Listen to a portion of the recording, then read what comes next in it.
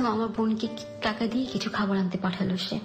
আচ্ছা, আমার সাথে সে জোর করে শারীরিক সম্পর্কটা করলো, আমার মোটেও ইচ্ছে ছিল না। প্রিয় শ্রোতা, আজকের এই অনুষ্ঠানের শুরুতেই আপনাদের সবার একটি বিশেষ দৃষ্টি আকর্ষণ করতে চাই। আজকের এই অনুষ্ঠানটি আমি প্রত্যেককে বিশেষভাবে বিনীতভাবে রিকোয়েস্ট করব শেষ পর্যন্ত শোনার জন্য। কেন বলছি সেটা আপনারা অনুষ্ঠান শুনলে বুঝতে পারবেন। হ্যাঁ, আপনি প্রথমে আপনার নামটা একটু বলবেন। রুমান ইসলাম। রোমান ইসলাম, ডাক নাম? রুমা। ফাইন। আপনার আনুমানিক বয়স? 30-এর উপর। 30-এর উপরে হবে। আপনি কোথায় থাকেন বর্তমান, থাকছেন কোথায়? যাত্রাবাড়ি 4 নম্বর গেট, বিবির বাগিচা। আপনি কি সবসময় এভাবে আস্তেই কথা বলেন সবার সাথে? হ্যাঁ। ঠিক আছে, বলুন। আমরা সাধারণত যেটা হয় যে হ্যালো 8920-তে একেবারে শৈশব থেকে শুরু করি, দূর থেকে মনে থাকে, তো আজকেও ব্যতিক্রম হবে না।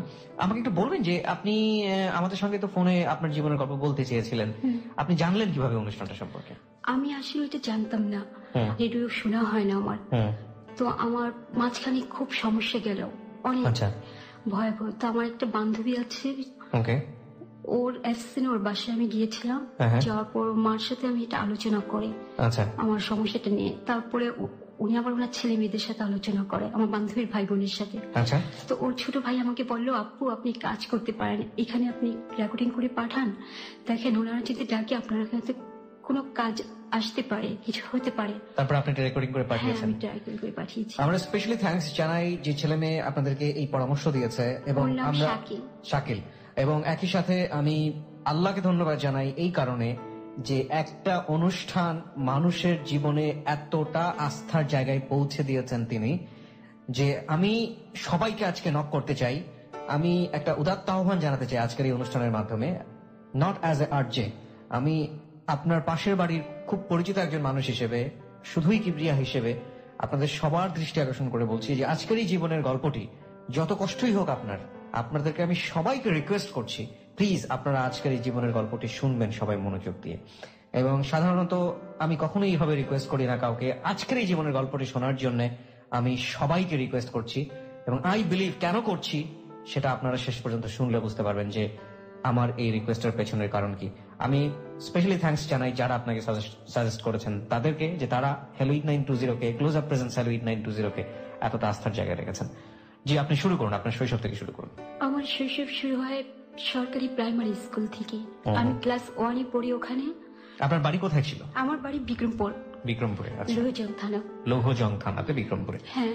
আমার ফ্যামিলি সম্পর্কে একটু বলেন, আপনার বাবা কি করতেন? আমার বাবা ব্যবসা করতেন। আচ্ছা, আপনার ভাই বোন কজন ছিলেন? আমরা ভাই বোন 5 ভাই 3 বোন। 5 ভাই 3 বোন। আমার পড়াশোনা শুরু হয় সরকারি বিদ্যালয় থেকে। আমার একজন প্রাইভেট টিউটর ছিল, ওনার কাছে আমরা ভাই বোনে লেখাপড়া শিখেছি, আমার হাতের খড়ি ওনার কাছ থেকে। যখন আমি ক্লাস 2-তে উঠবো তখন আমার অন্য টিচার পাল্টালো। সে বলল যে ওকে প্রাইমারি স্কুলে না রেখে আমার ভাইয়ার কথা বললো, ও যখন এসে লক্ষ্মীবাজার মুসলিম গভর্নমেন্ট স্কুলে পড়ে, তো ওকে ওখানে করা হোক। তো আমাকে ঢাকা সেন্ট্রাল গার্লস স্কুলে ভর্তি করা হলো ক্লাস 2-তে। তো আমি এখানে পড়ছি, ভাই বোন ছিল আমার ছোট অনেকগুলো ভাই বোন। ভাই বোনকে আমার টেক কেয়ার করতে হতো, আমি পড়াশোনার সময়টা পেতাম না। আমি স্কুলে আসতাম সমস্ত কাজ শেষ করে, তারপরে আমাকে প্রায় শাস্তি পেতে হতো। তারপরে আমি টিফিন টাইমে খেলতে না যেয়ে আমি বেশিরভাগ সময় ক্লাসে বসে ক্লাসে পড়া বুঝে নিতাম। কিন্তু যতই পড়ার অনীহা থাকুক বা পড়তে না পারি, আমার 5 নম্বরটা উঠতো। এইভাবে আমি স্কুলে 5 পর্যন্ত পড়াশোনা করি। তারপরে আমি চলে যাই ঢাকা গ্যান্ডারি স্কুলে। বড় ভাই ছিল, সে আমার থেকে 7 বছরের বড়। তো ও আর আমি পাশাপাশি মানে হাইটে সমান হয়ে আসছিলাম। তো আমরা দুজন খুব বন্ধুর মতো চলাফেরা করতাম। আর ও প্রতিদিন আমার জন্য চেয়ারম্যান অফিস থেকে একটা করে লাল গোলাপ নিয়ে আসতো। আপনার জন্য? হ্যাঁ, নিয়ে এসে আমার চুলে লাগিয়ে দিত। আমার চুলগুলো খুব সুন্দর ছিল ছোটবেলা, আর আমি দেখতে কিছুটা কিউট ছিলাম। মানে আপনার বড় ভাইয়ের সাথে আপনার সম্পর্ক খুব ভালো ছিল? ভালো ছিল। আপন বড় ভাই? হ্যাঁ, আপন বড় ভাই। তো আমাকে সবসময় এরকম করতো, আর আমাকে স্কুলে কখনো একা যেতে দিত না। আমার জীবনে আমি কোথাও একা যেতে পারিনি। একা যেতে পারেননি কেন? আমাকে চলতে দেয়নি একা কখনো। আমার ফ্যামিলি বেশি আদর করে এরকম, নাকি আপনি একা চলতে পারতেন না? আমি একা চলতে পারতাম না, কখনো কোনো ব্যাপারে সিদ্ধান্ত নিতে পারতাম না। আমার সবকিছুতে একটা ভয় ছিল, ভীতি ছিল ছোটবেলা। কেন ভয় লাগতো জানি না, আমি ছোটবেলায় একবার হারিয়ে গিয়েছিলাম। আমার খুব ঝাপসা ভাবে মনে আছে, আমার পরনে খুব সুন্দর একটা ফরক ছিল, দামি এক জোড়া জুতো ছিল পায়ে। আমি খুব সুন্দর একটি ভেবেছিলাম। আমাকে রেল লাইনের পাশে অনেকগুলো লোক পেয়েছিল। ওরা অনেক খুঁজে খুঁজে মানুষকে জিজ্ঞেস করে তারপর আমাদের বাসায় নিয়ে আসে। ওকে, তখন কি আপনি কোন স্কুলে পড়ছেন বা এরকম? না, তখন আপনি স্কুলে পড়েননি, স্কুলে পড়ার আগে মেমোরি? পড়ার আগে। ওকে, আপনি বোন কি একটাই ছিলেন আপনার ফ্যামিলিতে? 5 ভাই 3 বোন আমরা। 5 ভাই 3 বোন। বোনদের মধ্যে আপনি সবার ছোট? আমি সবার বড়। সবার বড়? হ্যাঁ, ওরা ছোট। তারপর থেকে আমাকে আর কোথাও যেতে দেওয়া হতো না, আলাদা করে টেক কেয়ার করা হতো। সব ভাই বোনদের সাথে যেরকম ব্যবহার করতো তার চেয়ে কি আলাদা করে আপনার সঙ্গে ব্যবহার করা হতো? হ্যাঁ, আমাকে এমনকি পাশের ঘরেও যেতে দেওয়া হতো না, কারোর সাথে কথা বলতে দেওয়া হতো না। আমি সারাক্ষণ ঘরে থাকতাম। আর আমি ছোটবেলা থেকেই খুব চঞ্চলও ছিলাম না, খুব শান্তও ছিলাম না। আচ্ছা। তবে আমি কখনো আমাকে কেউ মারলে বা কেউ অন্যায় করলে আমি প্রতিবাদ করতে পারতাম না। আমি যখন বেশি হয়ে যেত তখন বসে বসে কাঁদতাম। আচ্ছা। প্রায় দেখতাম আমার মা অন্যান্য বাচ্চাদের সাথে যেমনটা করে আমার সাথে তেমনটা করে না। কিরকম? মানে ওদিকে যেমন স্পেশালটা বেশি দিচ্ছে, ফোকাসটা বেশি দিচ্ছে। হ্যাঁ, ফোকাসটা বেশি দিচ্ছে, আমাকে একটু কম দিচ্ছে। তারপর আমাকে একটু কাজের ব্যাপারে সহযোগিতা করার জন্য বলতো। তারপর আমি কোথাও গেলে খুব রাগ করতো, খুব শাসন করতো। তো এরকম থেকেই মানে আমি একেবারে হয়ে গেছিলাম যে আমার একা কোথাও যাওয়ার মতো মন মানসিকতা ছিল না, বা কোনো সিদ্ধান্ত নিব, কোনো ডিসিশন নিব এরকম কিছু ছিল না কখনো। অতিরিক্ত শাসন হতো? অতিরিক্ত। বাবাও কিরকম অতিরিক্ত শাসন করতো? না, বাবা আমাকে খুব আদর করতো। আচ্ছা। আদর করতো বলতে গেলে আমার ফ্যামিলি, চাচাতো মামাতো যারা আছে ওদের মধ্যে আমি ছিলাম মেয়েদের মধ্যে সবচেয়ে দেখতে ভালো এবং শান্তশিষ্ট ছিলাম। আমার চাচারা যদি কেউ জিজ্ঞেস করতো যে কে এই মেয়েটা কে, তো খুব সুন্দর করে বলতো আমার মেজদার মেয়ে। আমার বড় চাচা বলতো আমার মেজো ভাইয়ের মেয়ে। এর জন্য ছোটবেলা থেকে আমাকে সবাই একটু কেমন করতো, আমার চাচাতো বোনরা মামাতো বোনরা ঈর্ষার চোখে দেখতো। মানে আমার ভালো দিকটা ওরা দেখতেই পারতো না, সবাই আমাকে এড়িয়ে চলতো। মানে চাচাতো বোন অন্যান্যরা আপনাকে জেলাস ফিল করতো কারণ চাচারা আমাকে নিয়ে বেশি মাতামাতি করতো। তারপর আমরা একবার যখন ক্লাস 5-এ পড়ি তখন সিলেটে গেলাম পুরো ফ্যামিলি। তখন সিট নেই, আমরা কিন্তু বুকিং করে রেখেছিল টিকিট, কিন্তু সিট পাচ্ছে না, সবাই এলো পাথাই হয়ে আছে। তো পাশের সিটে ছিল পুলিশ সার্জন যাচ্ছিল আর সাংবাদিক। তো ওরা আমাকে দেখে সিটটা পুরো খালি করে দিল। দিয়ে বললো, সার্জন আমাকে বলতেছে মামুনি তুমি এখানে বসো। তো আমাকে বলতেছে কোথায় যাচ্ছ তোমরা? আমি বললাম সিলেট যাচ্ছি আমরা বেড়ানোর জন্য। তুমি কার সাথে যাচ্ছ? আমি বললাম আব্বু আম্মুর সাথে। উনি কি? আমার মাকে দেখে বলছে উনি কি? আমার আম্মু। তোমার আম্মু? হ্যাঁ আমার আম্মু। আমার আম্মু ছিল কালো। মানেটা হচ্ছে যে আপনার মার চেহারার সাথে আপনার চেহারার কোনো মিল ছিল না। বিশেষ করে আমার ভাই বোনদের থেকে আমি একটু আলাদা ছিলাম। হ্যাঁ, মানে আপনি অনেক সুইট ছিলেন দেখতে, সুইট একটা বাচ্চা ছিল। এবং হ্যাঁ, আমি শুনেছি আমার মার কাছে সবার কাছে মানে এই রাস্তা দিয়ে যারা হেঁটে যেত পাশাপাশি ফ্ল্যাটের বা বাড়ির, যে দেখতো সে আমাকে মানে তুলে নিত। হ্যাঁ, তুলে নিয়ে আদর করতো। বুঝতে পেরেছি। তো আমরা সিলেটে গেলাম, যে আমরা থাকলাম অনেকদিন ওখানে, 7-8 দিন। যখন অসুস্থ হতাম আমি, আমার মার চেয়ে আমার বাবা বেশি টেক কেয়ার করতো আমাকে। আমার মাকে কখনো দেখতাম না আমার জ্বর হলে সে ভাবনা করে বা একটু পানি দেয়। আমার মা আমার ভাইদেরকে বেশি করতো, কিন্তু আমি যে সারাদিনে কিছু খাইনি সেটা তার কোনো খেয়াল ছিল না। আর বেশি করতো আমাকে ভাইয়াদের খাবার টাবার রেডি করা দেওয়ার জন্য, ধমক দিতে থাকতো, শাসন করতো। আমার সারাক্ষণ কাটতো মার কাজকর্ম করে। আর অবসর টাইমে ভাই বোনদের, ছোট ভাই বোন যারা ছিল তাদেরকে কোলে রেখে গল্প শোনানো বা ঘুম পাড়ানো। তো আমি সেই ফাঁকে ওদেরকে কোলে নিয়ে পায়ের উপর রেখে আমি আমার পড়াটা বুঝে নেওয়ার চেষ্টা করতাম। এটা আপনি কোন ক্লাসে থাকতে করতেন? এটা আমার ক্লাস 2 থেকেই শুরু হয়। ক্লাস 2-তে থাকা অবস্থায়? হ্যাঁ। আপনার বাকি ভাই বোনগুলো তো আরো ছোট ছিল। হ্যাঁ। তো আমার মাঝে মাঝে মনে হতো খুব কান্না পেত। অন্য আমার সাথে যারা পড়াশোনা করতো তাদের মারা কিভাবে বাচ্চাদের জন্য খাবার নিয়ে আসতো, পরীক্ষার হলের পাশে দাঁড়িয়ে থেকে তাদেরকে পড়া বলে বলে দিত। তখন আমার খুব কান্না আসতো যে আমার মা তো এমন না। তারপর ক্লাস 4-এ যখন পড়তেছি তখন একদিন খুব বৃষ্টি। আমার সাথে আমার একটা বান্ধবী ছিল। তো ওদের বাসায় এর আগে আমি আরো 2বার গিয়েছি। জি। তো সেদিন বৃষ্টি হচ্ছে, আমাকে বলে তুমি আসো আমাদের বাসায় আসো, বৃষ্টি কমলে আমি পৌঁছে দিয়ে আসবো। জি। বলার পর আমি ঠিক আছে ওদের বাসায় গেলাম। বাসায় গিয়েছি আর এমন বৃষ্টি নামছে তো নামছে, আর আমরা যে ঘুমাইছি। ও বাসায় গেছি পরে খালাম্মা খাবার টাবার দিছে, খায় যে ঘুমাসছে আর কোনো ইয়ে নেই, ঘুমাই গেছি, 4টা বেজে গেছে।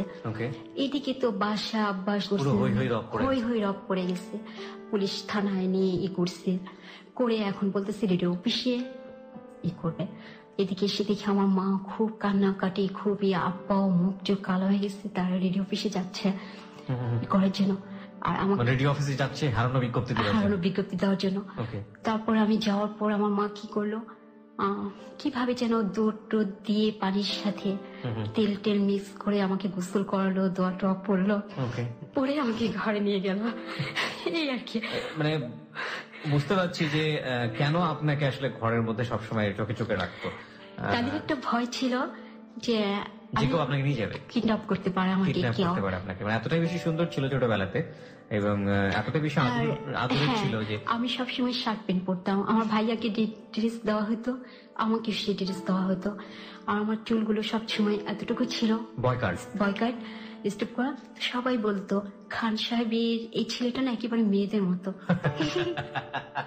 যেখানে যেতাম দাওয়াত খেতে যেত, আমাদের 2 ভাই আর আমাকে আব্বা পাঠাতো, আব্বা আম্মা যেত না। তো সবাই বলতো খান সাহেবের 3 ছেলেকে পাঠিয়েছে, তারা 2জন আসেনি, আর এই ছেলেটা তো সুইট কেন, একেবারে মেয়েদের মতো। তারপর আমার ভাইয়ের সাথে ভালো রিলেশন ছিল, ওর সাথে আমি এমন ভাবে ঘুরতাম যে আমরা বড় হয়েও আমার হাইট খুব বাড়ন্ত ছিল। আমি 12 বছর বয়স যখন আমার পড়েছে, তখন আমাকে দেখলে মনে হতো 18 এরকম। আর নানান জায়গা থেকে ডিস্টার্ব করা হতো বিধায় আমার ভাইয়া খুব গাইড করতো আমাকে, 24 ঘন্টা চোখে চোখে রাখা। হ্যাঁ, আমার মা খুব গাইড করতো, কারোর সাথে কথা বলতে দিত না, কারোর সাথে চলতে দিত না, কোনো ঘরে যেতে দিত না। কোথাও যদি যাই আমার আব্বা আম্মার সাথে নিয়ে যায়, সাথে নিয়ে আসে। আমার জীবনে বিয়ের আগ পর্যন্ত আমি কোথাও একটি রাত থাকতে পারিনি, একটি দিন আমি একা কোথাও কাটাতে পারিনি। স্কুলে যখন আমি পড়তাম প্রায় আমার পড়াশোনা খারাপ হতো। কেন খারাপ হতো? আমি পড়তে পারতাম না, বাসায় সময় পেতাম না। মানে আপনার ভাই বোনদের যত্ন করতে গিয়ে তো টিচার আমাকে মাঝে মাঝে শাস্তি দিত, বেঞ্চের উপর দাঁড় করে।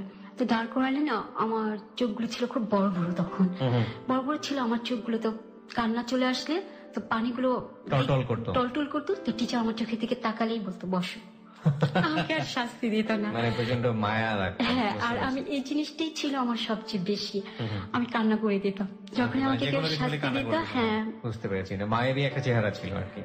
তারপর যখন ক্লাস 5 উঠি তখন আমি বড় হয়ে যাই দেখতে। তো এই পাশ দিয়ে রাস্তার মধ্যে অনেকগুলো ছেলে দাঁড়িয়ে থাকতো। তো একদিন একটা ছেলে কি যেন বলার পর তখন আমি যেন কেমন করে বলে ফেলি, হ্যাঁ গুন্ডা আমাদের অনেক দেখা আছে। দেখার পর ওরা খুব মানে ব্যাপারটা নিয়ে মজা পেয়ে যায়, খুব হাসাহাসি হয় আর কি। কিন্তু আব্বা কেন জানে আমি জানি না, আমার ভাইও। তারপরে কিছুদিন পরে আমাদের বার্ষিক পরীক্ষা হয়ে যাওয়ার পর আমাকে স্কুলটা চেঞ্জ করে দিল। বিষয়টা কি জানতো? আমি জানি না, বাট আপনার মনে একটা সন্দেহ তৈরি হয়েছিল সামহাউ কিছু একটা আমার ফ্যামিলি জানছে। পুরনো ঢাকার গ্যান্ডারি স্কুলে ভর্তি হই, ওখানে আমি পড়াশোনা করতে থাকি। আমার অনেক জায়গা থেকে বিয়ের প্রপোজ আসে।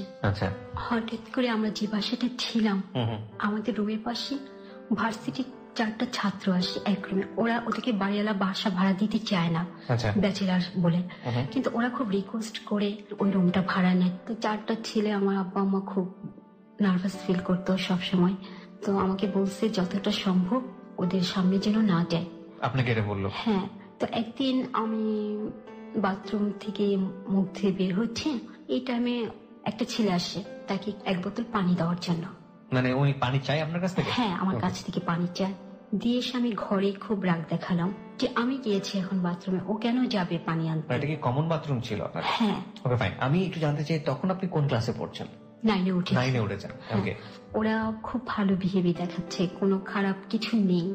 আমার মার সাথে খালাম্মা করে কথা বলছে, এমনকি কোনোদিন বলছে খালাম্মা আমরা কিছু রান্না করিনি, আপনি কি রান্না করেছেন। মানে আপনাদের সাথে একেবারে মিশে যাচ্ছে। তো আমার মা খুব পছন্দ করছে ওদের, ভাইয়াও পছন্দ করছে, ভাইয়াও তখন ভার্সিটিতে পড়ে। তো একই সাথে পরে ওদের সাথে গল্প টল্প ভালো হয়। তো আমি জানলাম ভাইয়ার মাধ্যমে যে ওর নাম অরুণ, ওরা ভালো ফ্যামিলি, ওর বাবা ডাক্তার, ওর বড় ভাই ইঞ্জিনিয়ার, আর পুরো ফ্যামিলিটি শিক্ষিত ফ্যামিলি। ওর ফ্যামিলি কোথায় থাকতো? বিক্রমপুরে। ওকে।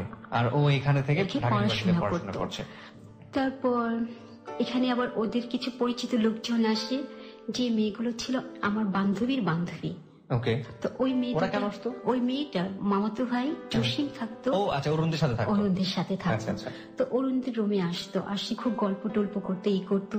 তো আমার বান্ধবী একদিন শিউলি আসলো, শিউলি বলতেছে এটা তো আমার বান্ধবী। তাই নাকি, তাহলে ডাক, আমরা একসাথে গল্প করে। ওকে। তো ওরা আমাকে ডাকে, আমি যাই না। তো এভাবে আমি দেখতেছি অরুণ ছেলেটা আমাকে যখন তখন মানে কিছু একটা বলতে চাচ্ছে। ওকে। সে আপনাকে ফলো করছে। একদিন গ্রামের বাড়িতে যাবে সে, আমি তখন রান্নাঘরে, তো সে যেমন আমার আম্মাকে বলতে আসছে, খালাম্মা আমি দেশের বাড়ি যাচ্ছি। সে আমার দিকে তাকিয়ে বলতেছে আমি দেশের বাড়ি যাচ্ছি 2 দিনের জন্য, 2 দিন পর আমি আসবো। তার কিছুদিন পর পহেলা বৈশাখ, তার বন্ধুরা সবাই বাজার টাজার করে সেদিন আমার মাকে বললো যে খালাম্মা আমাদের সময় দিতে হবে, আজকে আমরা রান্না করবো।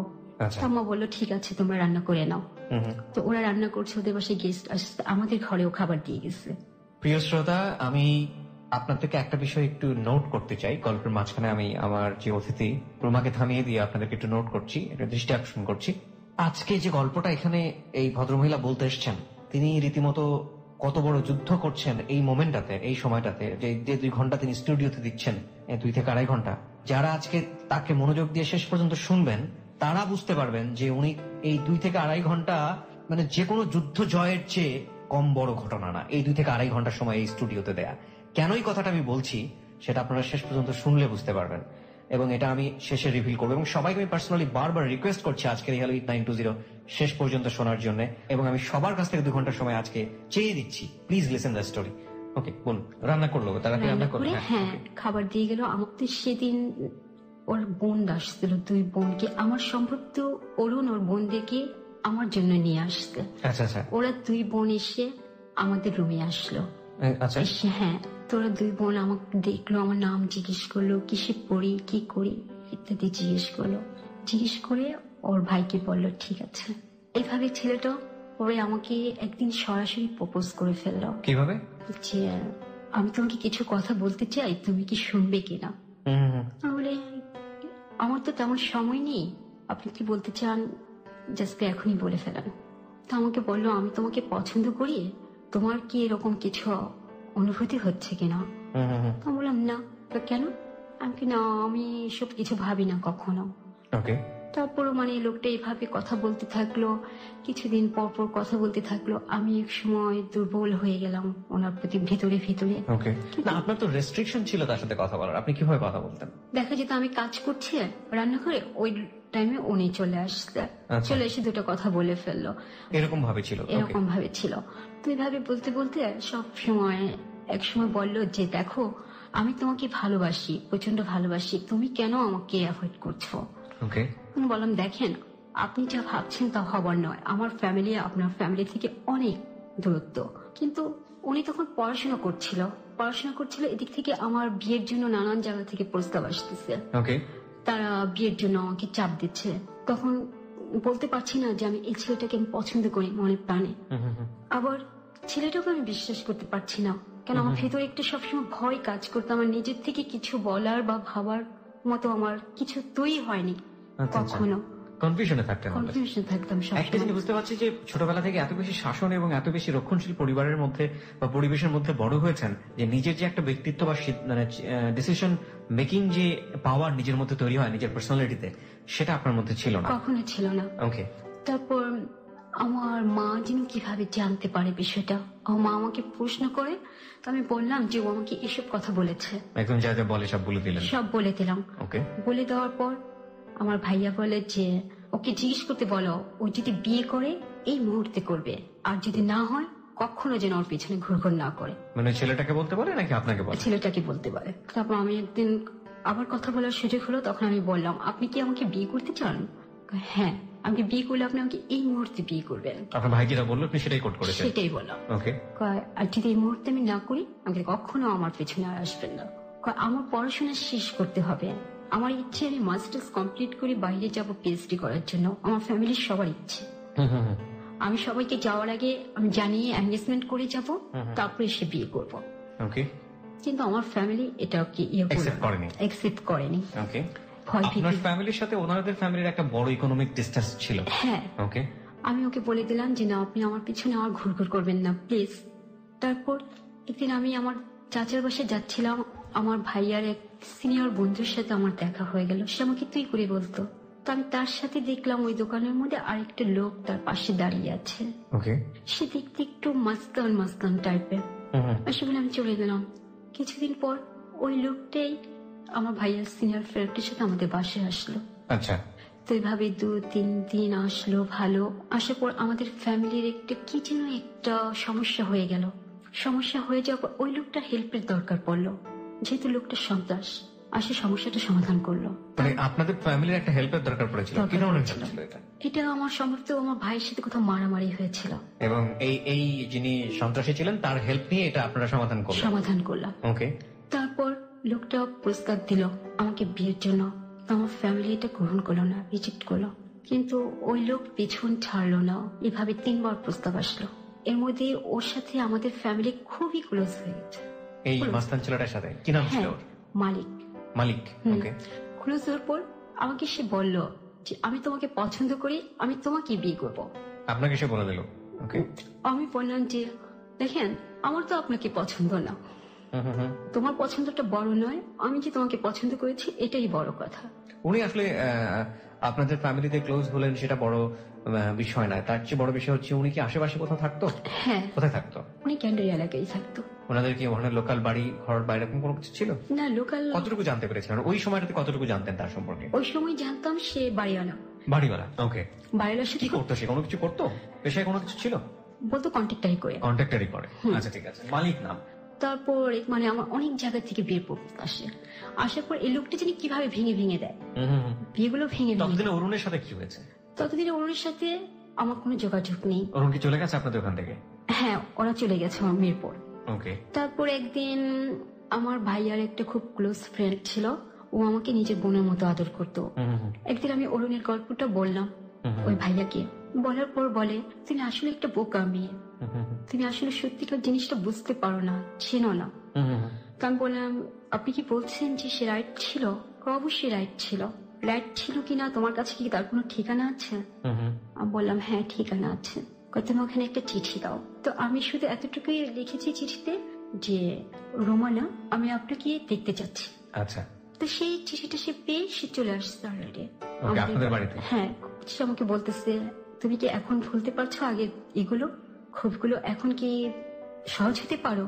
তো আমি বললাম সহজ হতে পারে একটি কারণে, আপনার পড়াশোনা তো অনেক গ্যাপ যাচ্ছে, আর এক জায়গায় স্টপ হয়ে আছেন, ওদের পরীক্ষা হয়নি, পরীক্ষা স্টপ হয়েছিল। তো আমি এখন ভাইয়া বলছে যদি বিয়ে হয় এর মধ্যেই হবে, আর না হলে আমার একটা প্রপোজ আসছে সেখানে বিয়ে হয়ে যাবে, তার জন্য আমি আপনাকে নক করেছি, আপনি কি এই মুহূর্তে বিয়ে করবেন? কয় না, পড়াশোনা শেষ না করে আমি বিয়ে করবো না। আমি বললাম পড়াশোনা শেষ করতে কতদিন লাগবে?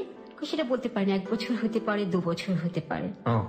তুমি যদি তোমার ফ্যামিলিতে বেশি বোঝা হয়ে যাও তাহলে আমি তাদেরকে এতটুকু বলতে পারি তোমার যা খরচ সব আমি বেয়ার করবো এবং পড়াশোনার দায়িত্ব আমি নিব। তো আমি বললাম আপনি নিতে পারেন, কিন্তু তারা তো সেটা নিবে না, মেনে নেবে না, কোনো ফ্যামিলি এটা মেনে নেবে না। বললো যে আমার জন্য আর 1 থেকে 2 বছর অপেক্ষা করতেই হবে। তখন বললাম যে না, এটা সম্ভব হবে না, আমার ফ্যামিলি কখনোই মানবে না। তখন সে শুধু একটা কথাই বলল যে বালিকা বুঝে না সে কতটুকু জ্বলে এবং কতটুকু জ্বালায়। ঠিক আছে, তোমার কথাই রাইট, তুমি যাও ভালো মনে করো।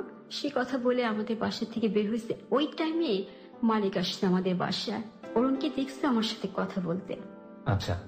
কথা বলতে দেখে মালিক আমাদের বাসা থেকে অরুণ বের হওয়ার আগেই চলে গেছে। মালিক ও হয়তো সম্ভবত এমন কিছু বলছিল অরুণকে যার জন্য অরুণ আর এই পথে আসেনি। তারপর মালিকের সাথে বিয়েতে তো আমরা রাজি হচ্ছিলামই না, কিন্তু আমাদের ফ্যামিলির এমন একটা পজিশন চলে আসছিল তখন যে ওর কথার বিরুদ্ধে যাওয়ার মতো কোনো ছিল না।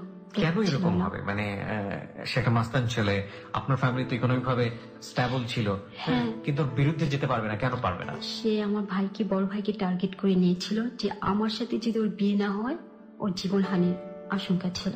কেন বড় ভাইকে কেন সে টার্গেট করবে? সে আমার জন্য টার্গেট করেছিল, বড় ভাই প্রতিবাদ করেছিল যে তার সাথে বিয়ে দেওয়া হবে না, আচ্ছা এটাই।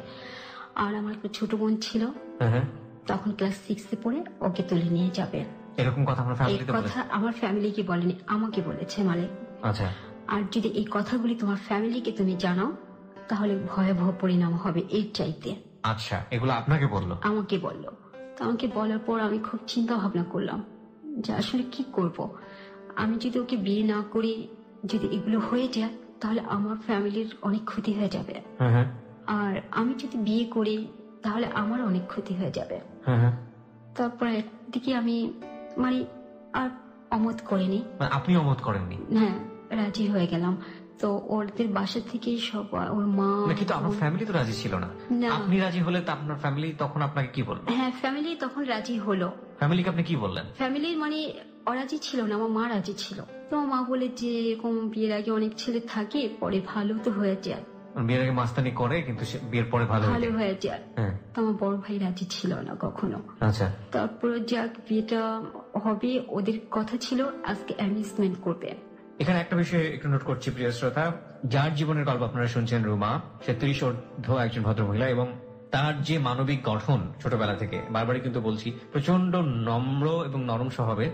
ও কিন্তু অতটা সাহসী না, এবং নিজের সিদ্ধান্ত নেবার যে মানসিকতা, সেটা ওর সার্কামস্ট্যান্সেস বা ওর যে সারাউন্ডিং বা ওর যে ফ্যামিলি এনভায়রনমেন্ট, ওর প্রতি যে ব্যবহারগুলো হয়েছে, সেই জায়গাটি থেকে ওর সেলফ ডেভেলপমেন্ট এটা হয়নি।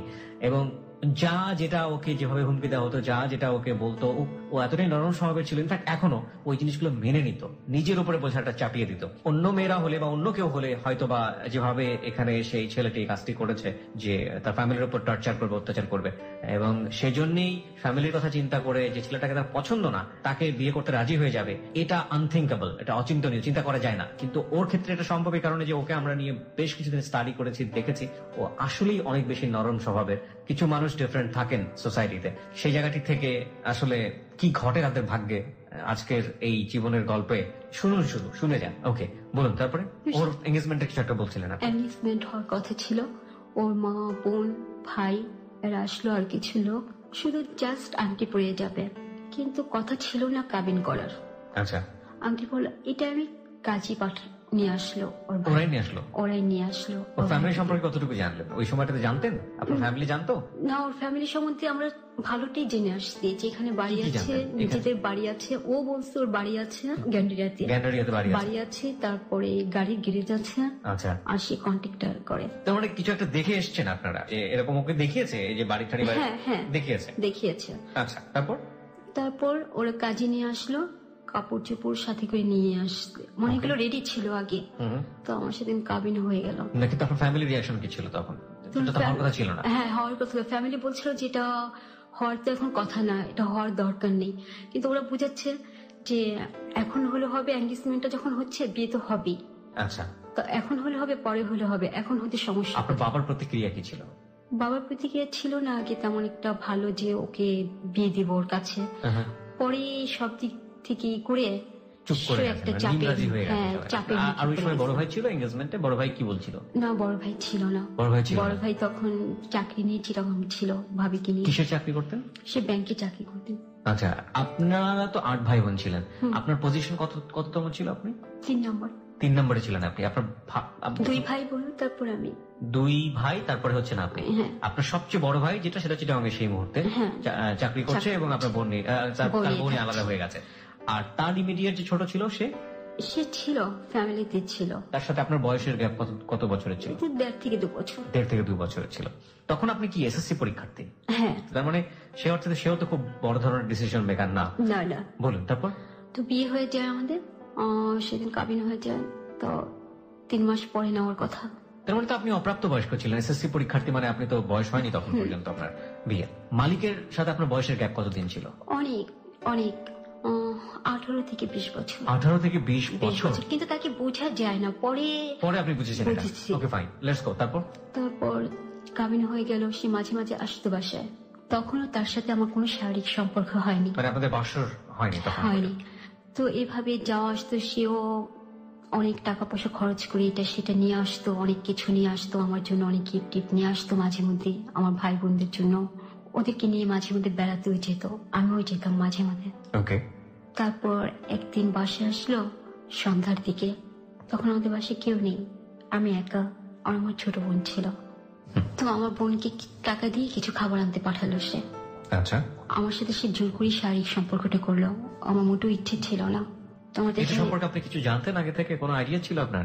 না। কোনো আপনার বাবা মা কখনো বিয়ের পরে আপনাকে বুঝিয়েও বলেনি? আপনার এমন কোনো ফ্রেন্ড ছিল না যারা আপনাকে কোনো নলেজ দেয়া? কেউ কখনো এটা বলেওনি? না। আপনি একেবারেই ওয়াকিবহাল ছিলেন না বিষয়টা নিয়ে? ওকে। সে চলে গেল, তারপর থেকে সে প্রায় আসতো, আমাকে নিয়ে যেত শিল্প মেলাতে, বাণিজ্য মেলাতে, অনেক জায়গায় নিয়ে যেত। তো আমি দেখতাম যখন দেখি অন্য ছেলেরা আমার ঘুর ঘুর করে আশেপাশে তাকায় আমার দিকে, তখন খুব জেলাস ফিল করে সে। খুব জেলাস ফিল? হ্যাঁ, সে জোর করে আমার হাত ধরে টেনে ওখান থেকে নিয়ে আসতো। আচ্ছা। তো এরপর সে আমাকে তাদের বাসায় উঠিয়ে নিয়ে আসে। এটাকে আপনার বাসাতে বলেই এটা করে সে? হ্যাঁ। ওকে, আপনার বাসা রাজি হয়? হ্যাঁ। ওকে। তো যখন উঠিয়ে নিয়ে আসে তখন তো আমি কনসেপ্ট করে ফেলছি, আমি জানি না। আচ্ছা, কনসেপ্ট করেছেন কিন্তু আপনি জানেন না? জানি না, আর কেউ জানেও না। এটা গাড়ির থেকে নামিয়ে যে নতুন বউকে কিভাবে বরণ করতে হয়, পাটার উপর দাঁড় করিয়ে কি করে না করে, ওরাও তাই করে। কিন্তু সেই মুহূর্তে আমি জানি না কি হয়েছিল আমার, আমি হঠাৎ সেন্সলেস পড়ে, মাথা ঘুরে পড়ে যান আপনি? ওকে। তো আমাকে কুড়ে করে নিয়ে শোয়াই দিয়ে এসে বিছানা। কিন্তু এটা ওর বোনের জামাইরা খুব এটা নিয়ে খুব বাড়াবাড়ি করে, এটা ইচ্ছে করে বউ ঢং করে করেছে। ওদের কথা কি, ওর বোনের জামাই যে দুলাভাই হয় সে আমাকে কুলে করে নিয়ে যাবে পাটার উপর থেকে, আমাকে দাঁড় করাবে। সেটা আপনি করতে দেননি বলে আপনি এই কাজটা করেছেন? আমি এই কাজটা করেছি। আচ্ছা।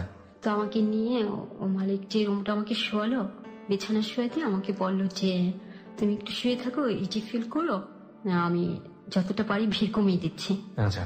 তো আমি শুয়ে আছি, হঠাৎ করে ওর বড় ভাবিটা আর ওর বোনের জামাই এমন কিছু কথাবার্তা বলছে, এমন ধরনের আচরণ, আমার খুব খারাপ লাগছে। তারপর আমাকে বলতেছে, ওর দুলাভাইটাকে বলতেছে, আপনি নতুন বোর সাথে করেন তো দেখি এগুলা, দেখি সে কিভাবে নেয়। আচ্ছা। তো আমি তো সব শুনছি, আমি তো দেখছি, আমি কিছু বলছি না। আমি ঠিক বুঝিনি, কে কাকে কি বলছে? ওর বড় ভাবি আর ওর বোনের জামাই, মেজো বোনের জামাই, এই ধাক্কা ধাক্কি, খুব খারাপ লাগছে আমার। আপনার কাছে এগুলো ভালো লাগছে না? এবং সেটা আসলে উনি আপনাকে মেনশন করে বলছে যে আপনার সঙ্গে করুক, তো সে কিভাবে নেয়, আমি কিভাবে নেই। আচ্ছা আচ্ছা। তো ওর বোনের জামাই কিছুক্ষণ পরে এসে আমার পিঠে হাত রেখে বলছে, ভাবি এখন কেমন আছেন? তো আমি বললাম ভালো। তো আমাকে বললো কিছু খাবেন, কিছু এনে দিব? না না, আমি একটু একা থাকতে চাই, এটা বললাম। তো সে চলে গেল। সে আবার কিছুক্ষণ পরে এসে আমাকে এমন ভাবে হাতটা রাখছে যে আমার খুব খারাপ লাগছে, আমার শরীরে খুব খারাপ লাগছে। আমি বলছিলাম যে দেখেন ভাই, গায়ে হাত দেওয়ার কোনো দরকার নেই, যা বলার মুখে বলেন, আমি উত্তর দিচ্ছি। আমি এই কথা বলাতে উনি লাফ দিয়ে এই রুম থেকে পাশের রুমে চলে গেল। চলে যেয়ে বলে, বউ তো না, এটা একটা আগুনের কুণ্ডলি নিয়ে আসছে। এভাবে আমার শাশুড়ি বলে, কি হয়েছে? আমি জিজ্ঞেস করলাম ভালো মতো পিঠে হাত দিয়ে যে ভাবি কেমন লাগছে, আর সে আমাকে এভাবে কথা বলে। আচ্ছা, ওকে। এটা নিয়ে ওরা খুব জোর করতেছে। আমি শুয়ে কাঁদতেছি, আমি কিছু বলতেছি না। তোমার হাজবেন্ড তখন কোথায়? সে নাই, এখানে নেই। মালিক তখন ওখানে নেই? ওকে। সে রাত 12:30 সময় আসছে। আসার পর আমাকে বলতেছে, তুমি ড্রেস চেঞ্জ করনি, করবে না? আমাকে হ্যাঁ করবো, তো ঘরে অনেক মানুষ ছিল তাই করিনি। ঠিক আছে, আমি বাইরে গিয়ে দরজা লাগিয়ে দিচ্ছি বাইরে থেকে, তুমি ড্রেস চেঞ্জ করো। তো আমি ড্রেস চেঞ্জ করার জন্য আমি এদিকে ও হয়তো ওর মা বোনরা অনেক কিছু বলছে, আপনার সম্পর্কে আজে বাজে কথা বলছে। তো কিছুক্ষণ পর, আধা ঘন্টা পর ও রুমে আসলো এমন ভাবে, কিছুক্ষণ আগে যে লোক আমার সাথে এরকম বিহেভ করলো, এখন তো তার এরকম বিহেভ করার কোনো কারণ নেই, চেঞ্জ হয়ে গেছে। চোখ মুখ লাল হয়ে আমাকে পারে তো এখনই মারি দেয়। এই বিয়ের প্রথম দিনই এই ঘটনা? হ্যাঁ, প্রথম দিনটা ঠিক না, আসলে আপনাকে নিয়ে যাওয়ার প্রথম দিন। তো আমাকে, আমি বললাম কি হয়েছে? তুমি কি বলছো দুলাভাইকে? তুমি অনেক বেশি বাড়াবাড়ি করো, তুমি কারো মন জয় করতে পারবো না। আমার তো কারো মন জয় করার দরকার নেই, তোমার মন জয় করতে পারলেই হয়। আমার মন তুমি জয় করতে পারবে না যদি তাদের মন জয় না করতে পারো। তুমি এখন যে মাপ যাবে, আমি তো কোনো অন্যায় করিনি, সেসব আমি বুঝি না। তুমি এখন পায়ে ধরে দুলাভাইয়ের পায়ে ধরে মাপ যাবে। মাপ আমি চাবো না, আমি কোনো অন্যায় করিনি। সে বলতেছে অন্যায় নাই বুঝি না, তোমাকে মাপ চাইতেই হবে। আমি নয়তো সে অর্ডার খুলে পাঞ্জাবিটা রেখে শার্ট প্যান্ট নিচ্ছে, সে এখন ঘর থেকে বের হয়ে যাবে। তখন আমি দেখলাম ঘড়ির দিকে তাকিয়ে রাত 12:15 বাজে। আমি বলতেছি আল্লাহ, মনে মনে বলছি এখন যদি সব বের হয়ে যায় সবাই তো আমাকে মৌমাছির মতো ধরবে। রাইট।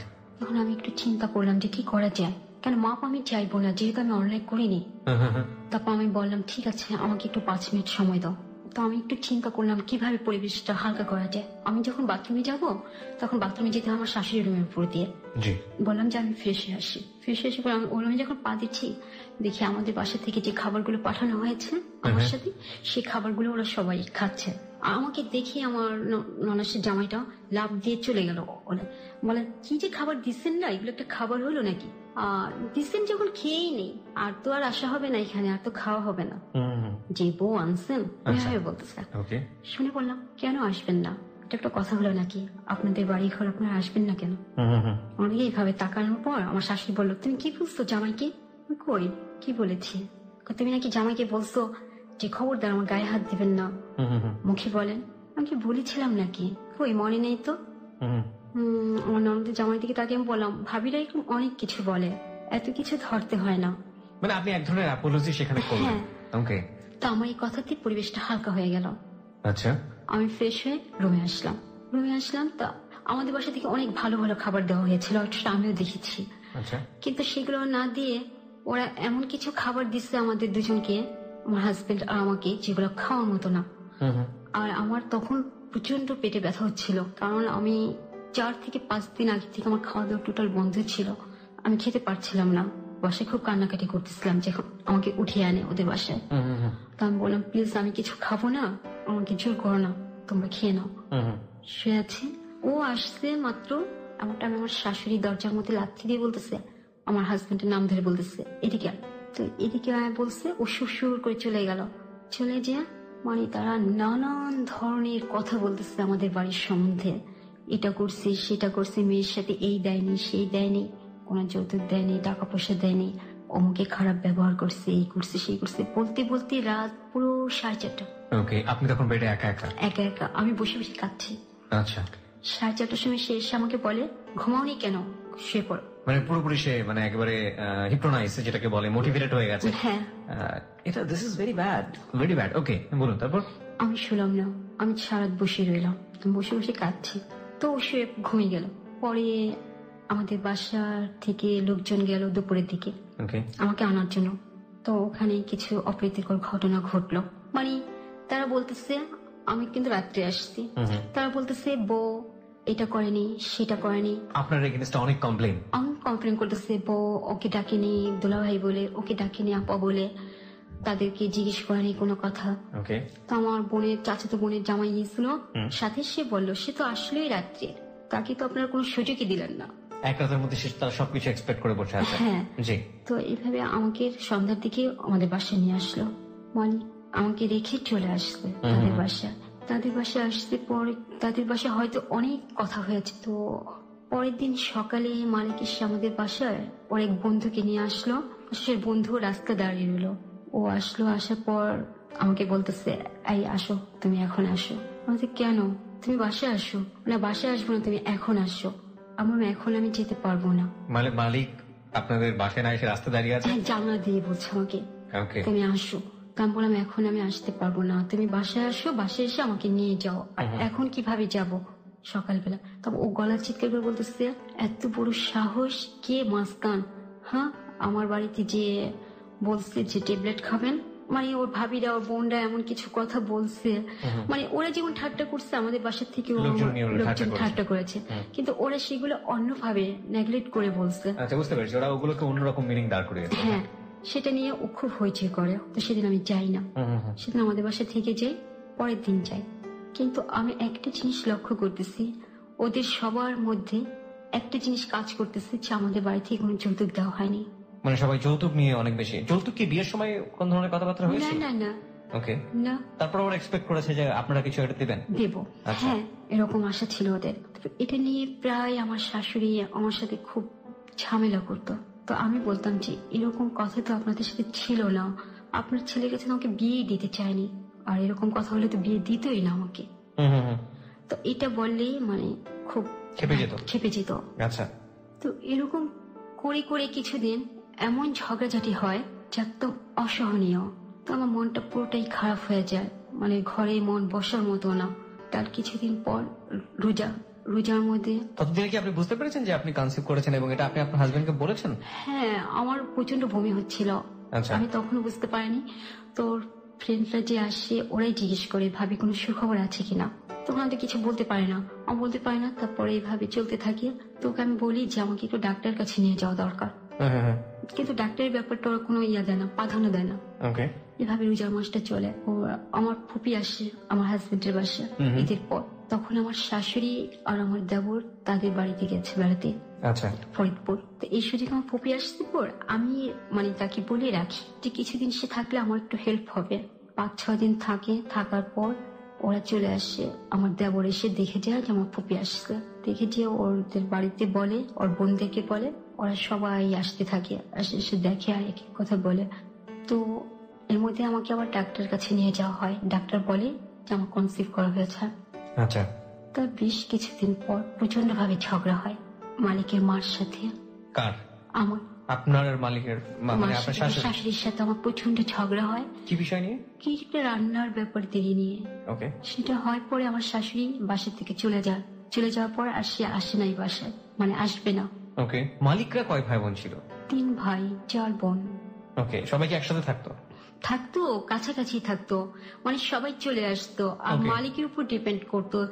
যেমন ঈদ আসলে সবার কাপড় চোপড় দেওয়া থেকে শুরু করে। মালিক তখন কি করতো? ও কন্ট্রাক্টরই করতো। আর আপনারা যে বাসায় উঠেছেন ওদের বাড়ি ছিল? না, ওটা ভাড়া বাড়ি ছিল। ওকে। তো ভাড়া বাড়ি থাকলো তো আপনি জিজ্ঞেস করেন সেই মোমেন্টে যে তুমি যে বাড়ি দেখালে এসে বাড়ি কই বা কি অবস্থা? হ্যাঁ, জিজ্ঞেস করেছি। পরে জানতে পেরেছি যে আর বাড়ি দেখেছিস তার ওয়াইফই বলেছে যে ওর বাড়ি হবে কে থেকে, ও আমার বাসায় ভাড়া থাকে। ও ওকে। ওই বাসায় কি ভাড়া ছিলেন আপনারা? হ্যাঁ। ওই ভাড়া বাসাটাই দেখিয়েছিল যে ওটা ওদের বাড়ি? হ্যাঁ। ওকে। তারপর আমি বুঝতে পারি যে মালিকের ভাই ছিল আর ইমিডিয়েটলি ছোট। মালিক কি সবার বড় ছিল? না, ও মেজো ছিল। ওকে। তো আমি বুঝতে পারি যে আমার বিরুদ্ধে ওরা কিছু একটা করার চেষ্টা করছে, কিছু একটা ঘটাবে। আর মালিক এখন এমন হয়ে গেছে যে ওর মা ভাইরা যা বলে তাই শুনে। জি, আপনি বলছিলেন যে ওর মা বাসা থেকে বের হয়ে গেছে রাগারাগি করে। তারপর বের হয়ে যাওয়ার কিছুদিন পরে আমাকে মালিক বলতেছে যে এক কাজ করি, একটা মেয়ে আছে। তখন আবার বমি হয়েছে আমার, আর বমির সাথে রক্ত চলে আসছে গলা দিয়ে। কেন হলো এটা বুঝতে পারলাম না। আমার দেবর কখনো কিছু আনে না। সেদিন আমাকে একটি বড়ই এনে বলতেছে ভাবি নেন, এটা আপনার জন্য আনছি। বড়ই? হ্যাঁ, বড়ই। খাওয়ার পরে কিছুক্ষণ পর আমার প্রচন্ড বমি হয়, বমির সাথে রক্ত চলে আসে। ওকে। তো আমি কিছুক্ষণ চুপ করে বসে থাকি খাটে। বসে থাকার পর মালিকও খায় সেই বড়ই। ও খায়। খাওয়ার পরেই দেখলাম ওর সম্পূর্ণ ব্যবহারটা আমার প্রতি থেকে উল্টে গেল। আমাকে সহ্য করতে পারছে না। আমাকে মনে হচ্ছে যে একটা বিরাট বোঝা একটা কিছু। আমাকে বলতেছে যে তোমার তো শরীর খারাপ, একটা মেয়ে আছে পরিচিত, খুব অসহায়, সেই মেয়েটাকে নিয়ে আসবো বাসায়, ও সব টেক কেয়ার করবে। থাকবে কোথায়? আমাদের ঘরে থাকবে, ফ্লোরে থাকবে। ফ্লোরে কেন থাকবে? অন্য একটা মেয়ে।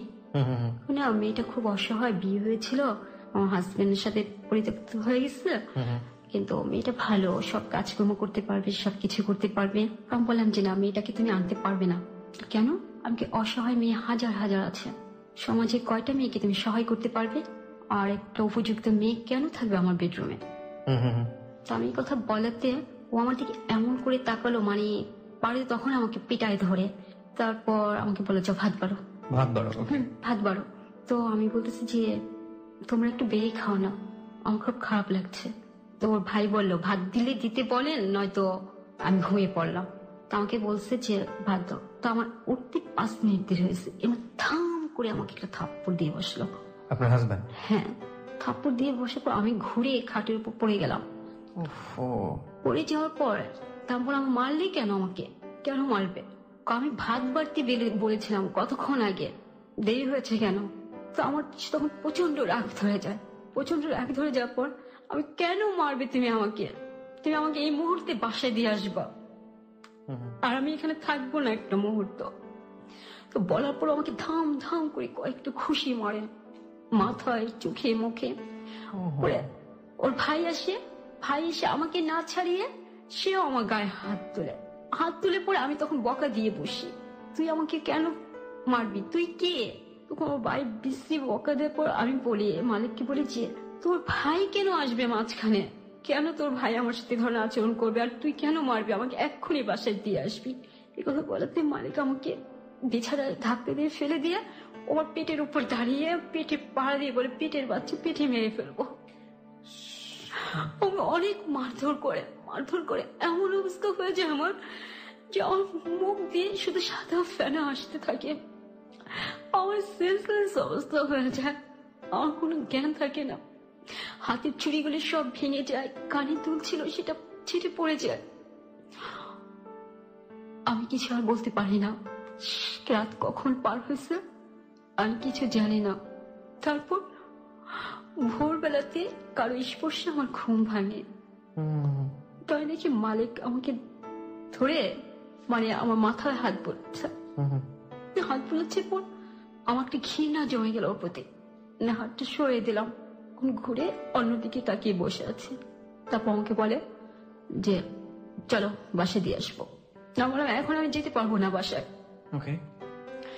এখনই যাবা তুমি, এখনই দিয়ে আসবো। তখন আবার আমার বাবা মারা যে পুরোনো ঢাকা গ্যান্ডারিয়া ছিল সেখান থেকে ওরা চলে আসছে মাতোয়ায়। আচ্ছা, মানে বাসা ট্রান্সফার করে ফেলেছে। বাসা আমি চিনি না। তখন আমি বললাম আমি এখন যেতে পারবো না, আমি বাসা চিনি না, আমি খুঁজে বের করবো বলে ও আমাদের বাসায় আমাকে নিয়ে আসে। তার আগের দিন রাত থেকে আমি একটু পানি খাইনি, মারধর করছি, তখনও খাওয়া হয়নি। রাস্তায় যখন আসি আমার এত পানির পিপাসা লাগছে যে বলার মতো না। আমার প্রচন্ড শরীর ব্যথা করছে আর পেটে অসম্ভব ব্যথা হচ্ছে, যন্ত্রণা হচ্ছে। আমার বারবার বলতেছি, যখন এই যে ক্ষেতগুলো থাকি না মাতোয়াল যাওয়ার পথে, তখন অনেক গ্রাম সাইড ছিল, তখন আমি বলি একটু রিক্সাটা থামাও, আমি এখান থেকে একটু পানি খাবো। আমি ওকে কয়েকবার এই কথাটা বলি, তো কোনো কথা বলে না। সোজা মাতোয়াল নিয়ে আসে, মাতোয়াল না, তখন কোনাপাড়ার দিকে ছিলাম, মাতোয়ালের থেকে দৌড়ে তখন কোনাপাড়া আসে। যখন নাকি একটা হোটেল পরে সামনে খাবার, সেখান থেকে আমাকে এক গ্লাস পানি দেয়। আর আমি পানিটা মানে ভিখারির মতো যেন না পেয়েছি এমন করে এক ঠোকে পানিটা খেয়ে ফেলি। খেয়ে পড়ে আমার বাসায় নিয়ে এসে উল্টো ও ছুটপাট দেখায়, আমার নামে নানান কথা বলে। আমি কথা শুনি না, কোনো কাজকর্ম করি না, এই করি না সে না। তো আমার যে ফুপুটা আমার বাসায় ছিল, সেই ফুপুটার জন্য সম্ভব এগুলো করেছে। মানে সে এতদিন ছিল কেন আমার বাসায়? তো আমার ফুপুটা যখন বলে, আমি বললাম আপনি ছিলেন দেখেই তো করেছে, আপনারা যাতে না যান তার জন্য করেছে, আমাকে এভাবে মারধর করেছে। আমি এগুলো আগেই বুঝতে পেরেছিলাম, কিন্তু আমার কথা আমার বাবা মা তখন ব্যথিত না হয়ে আমার ফুপু আমাকে চড় মারে গালের মধ্যে ধরে, আপনার হাজবেন্ডের সামনে। হ্যাঁ, আমরা কি অভুক্ত ভিখারি যে তোমার বাসা থাকার জন্য পড়ে গেছিল? তুমি তো থাকতে পারছো। আমার হাজবেন্ড বলে, দেখছেন কিভাবে মিথ্যে কথা বলে। এসব কিচ্ছু বলা হয়নি, ও খারাপ বিহেভ করেছে, বকাবাজি করেছে, যার জন্য ওকে মারা হয়েছে। একথা বলে ওই চলে আসে বাসায়। অনেকদিন যায় না ওখানে, তো আমার শরীর খুব খারাপ হতে থাকে। একদিন ও যায় দুপুরবেলা আমার জন্য হরলিক্স আর কিছু ফল নিয়ে যায়। আমি তখন শুয়ে আছি, আমি বলে কেমন আছো? ঘুমিয়ে গিয়েছিলাম। আমার হাত রাখাতে আমি ঘুম ভাঙি, বলে কেমন আছো তুমি? আমি বলি ভালো না। কেন? আমাকে প্লিজ আমাকে একটু ডাক্তারের কাছে নিয়ে যাও। তোমাকে ডাক্তারের কাছে যাওয়া খুব দরকার? আমি কি হ্যাঁ খুবই দরকার, আমার মনে হচ্ছে কিছু একটা হয়ে যাচ্ছে। বলার পক্ষে ঠিক আছে, তুমি কিছুদিন অপেক্ষা করো, আমার হাতে এখন টাকা নেই, টাকা আসলে আমি তোমাকে নিয়ে যাব। কিন্তু তারপরের দিন এমন ব্যথা হয় আমার, হঠাৎ করে সকাল থেকে ব্যথা হয়, আমি বুঝতে পারি না আসলে ব্যথাটা হচ্ছে কেন। আমি এই ধারণা আমার কোনো, সেদিন আমার মা ছিল না বাসায়, কেউ ছিল না, আমি আমার ছোট বোন বাসায়, আর ভাইগুলো তো সব বাইরে। তো হঠাৎ করে আমার এত ব্যথা যে আমি সহ্য করতে পারছি না, আমি নীল হয়ে যাচ্ছি পুরো। তো ব্যথাটা গেল, রাত গেল, মা রাত্রে আসলো। তখন আমার বাচ্চার বয়স 4 মাস শেষ হয়ে 5 মাসে পড়েছে। তারপর আমি টয়লেটে যেতে পারছি না, বাথরুমে যেতে পারছি না, মানে আমার এতটা সময় আমি পাচ্ছি না। তো আমি বললাম যে আমার খুব খারাপ লাগছে।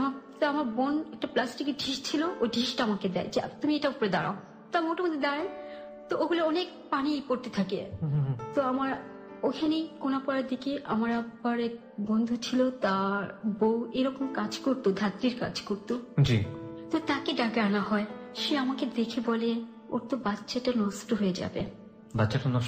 নষ্ট হয়ে গেছে অলরেডি, যেহেতু পানি ভেঙে গেছে, এই বাচ্চা থাকবে না, ওকে তাড়াতাড়ি হাসপাতালে নেওয়া দরকার।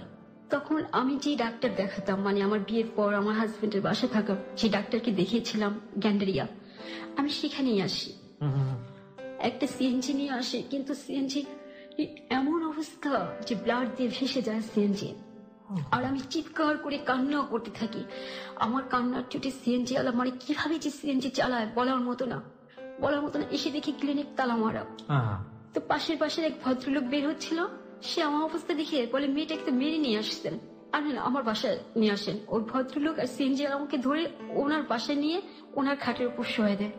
ওনার বউকে বলে যে তুমি ওর যত্ন নাও, আমি ডাক্তারকে ফোন দিচ্ছি। তো ওই ভদ্রলোক ফোন দেয়, আর তো বারবার ফোন দিয়ে ওই ভদ্রলোক যে ডাক্তারকে নিয়ে আসে। ডাক্তারকে নিয়ে এসে আমাকে তাড়াতাড়ি করে রুমে ঢোকানোর পর মানে সবাই ভাবছে যে অপারেশন করতে হবে, কিন্তু অপারেশন করতে হয়নি, বাচ্চাটা অ্যাবর্শন হয়ে গেছে নিজের থেকে।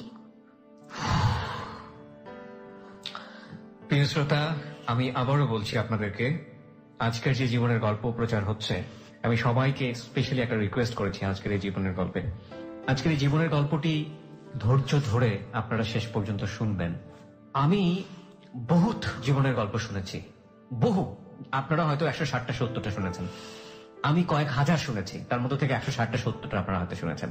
কোন জীবনের গল্প আমাকে হাসিয়েছে, কোন জীবনের গল্প আমাকে কাঁদিয়েছে, কোন জীবনের গল্প আমি ঘুমোতে পারিনি, কিন্তু আজকের এই জীবনের গল্পটি আমি জীবনে কোনোদিন ভুলবো না। কারণ যা আপনি শুনতে যাচ্ছেন, যা আপনি দেখতে যাচ্ছেন, ইনফ্যাক্ট দেখবেনও, আজকে একটা ভিডিও দেওয়া হবে আমাদের এই হ্যালো 8920 কোন একটি সময় গিয়ে আজকে একটা ছোট্ট ভিডিও আমরা পোস্ট করবো আমাদের ফেসবুক পেজে। সবার উচিত আজকের এই হ্যালো 8920, যারা শোনেননি কোনোদিন ক্লোজ আপ প্রেজেন্স এই হ্যালো 8920, প্রত্যেকের উচিত আজকের এই হ্যালো 8920 শোনা। এবং কেন উচিত সেটা আপনি শেষ পর্যন্ত গেলে বুঝতে পারবেন। আমি সবাইকে পার্সোনালি রিকোয়েস্ট করছি, এবং শুধু আপনি না, যারা আপনি যদি আরো 10 জন মানুষকে দাওয়াত দিতে পারেন আজকের এই অনুষ্ঠানটি শোনার জন্য, তাহলে আমি মনে করবো যে আপনি কিছু একটা করেছেন আজকের এই হ্যালো 8920 জন্য। সো প্লিজ, আপনি শুধু না, আরো 10 জনকে বলুন, আরো সে 10 জনকে বলুন, আরো 10 জনকে, যে আজকের এই হ্যালো 8920 যেন কোনোভাবে তারা মিস না করে। চলুন আবারও আপনার সেই গল্প থেকে ফিরি। হ্যাঁ, আপনি বাচ্চাটা অ্যাবর্ট হয়ে গেল। হ্যাঁ, বাচ্চাটা ছেলে ছিল, 4 মাসে বাচ্চাটা পূর্ণ হয়ে গিয়েছিল, 5 মাস পড়েছে, শেষ অপারেশন হয়ে গেছে। তো আমার খুব খারাপ লাগলো, কিন্তু সে মুহূর্তে আমি বুঝতে পারছিলাম না আমার অনুভূতিটা কি, আমি জীবনে কি হারালাম। আমার এটা বোঝার মতো তেমন একটা আমার সেন্স ছিল না, শুধু আমার শারীরিক কষ্টটাই আমাকে কষ্ট দিচ্ছিল। আচ্ছা। তো আমার হাজবেন্ডকে আমার ছোট ভাই খুঁজে বের করছে, ওর ঠিকানায় গিয়ে ও আসছে ওর ফ্রেন্ডকে নিয়ে। তখনও বাচ্চাটা মানে একটা ট্রেতে রাখা ছিল, ঢাকা হয়নি। তো বাচ্চাটাকে দেখলো, দেখে ওর ফ্রেন্ডটা বললো যে আয়াকে বললো বাচ্চাটা সরিয়ে ফেলেন ওর কাছ থেকে। তো আমাকে মালিক বলতেছে মাথায় হাত দিয়ে যে তুমি এদিকে মন দিও না, এসব নিয়ে কিছু ভেবো না, তুমি যা হবার হয়েছে। তো আমি কিছু পড়লাম না, শুধু আমার চোখ থেকে পানি পড়লো। তার পরের দিন সকালে আমাকে ওখান থেকে নিয়ে আসা হলো, কিন্তু ডক্টর বলল যে ওর যে অবস্থা, এই অবস্থাতে আগামী 5 বছরের মধ্যে কোনো বাচ্চা নেওয়া যাবে না। ওকে। প্লাস 3 মাসের মধ্যে আপনি ওর সাথে শারীরিক সম্পর্ক করবেন না। আপনার হাজবেন্ড কি সেটা বললো? হ্যাঁ, আর আমার হাজবেন্ডের সাথে খুব রাগারাগি করলো সে।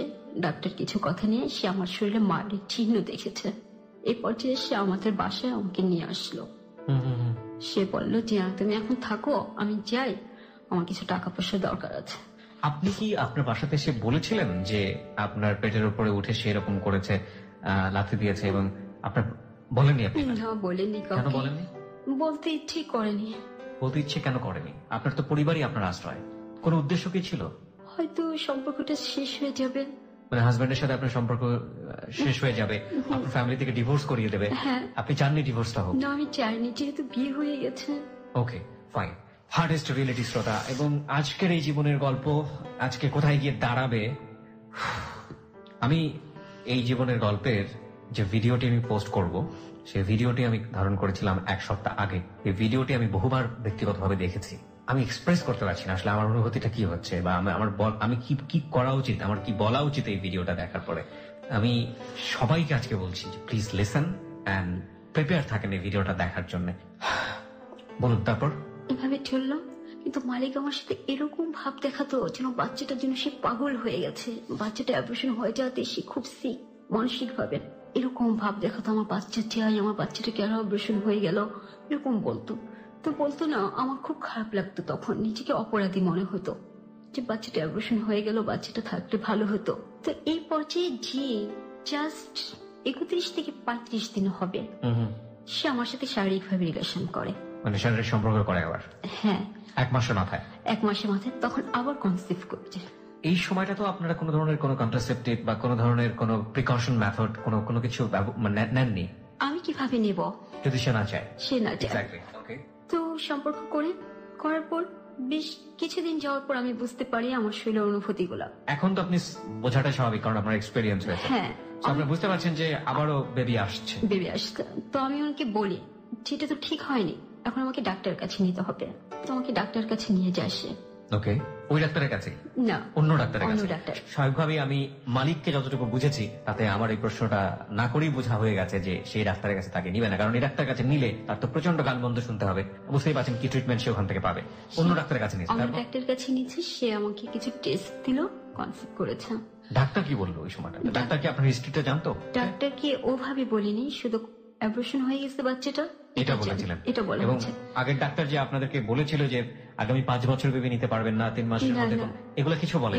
মানে আপনারা প্রি মেডিক হিস্ট্রি বলতে যেটা বোঝায় সেটা কিছু বলেন, ডাক্তার গোপন করেছে। গোপন করা হয়েছে। Very important point. ওকে, বলেন তারপর। তারপর ডাক্তার কিছু দিল যে এইভাবে তাকে রাখতে হবে, যেহেতু একটা বাচ্চা অ্যাবর্শন হয়ে গেছে, দ্বিতীয়বার যেন না হয়।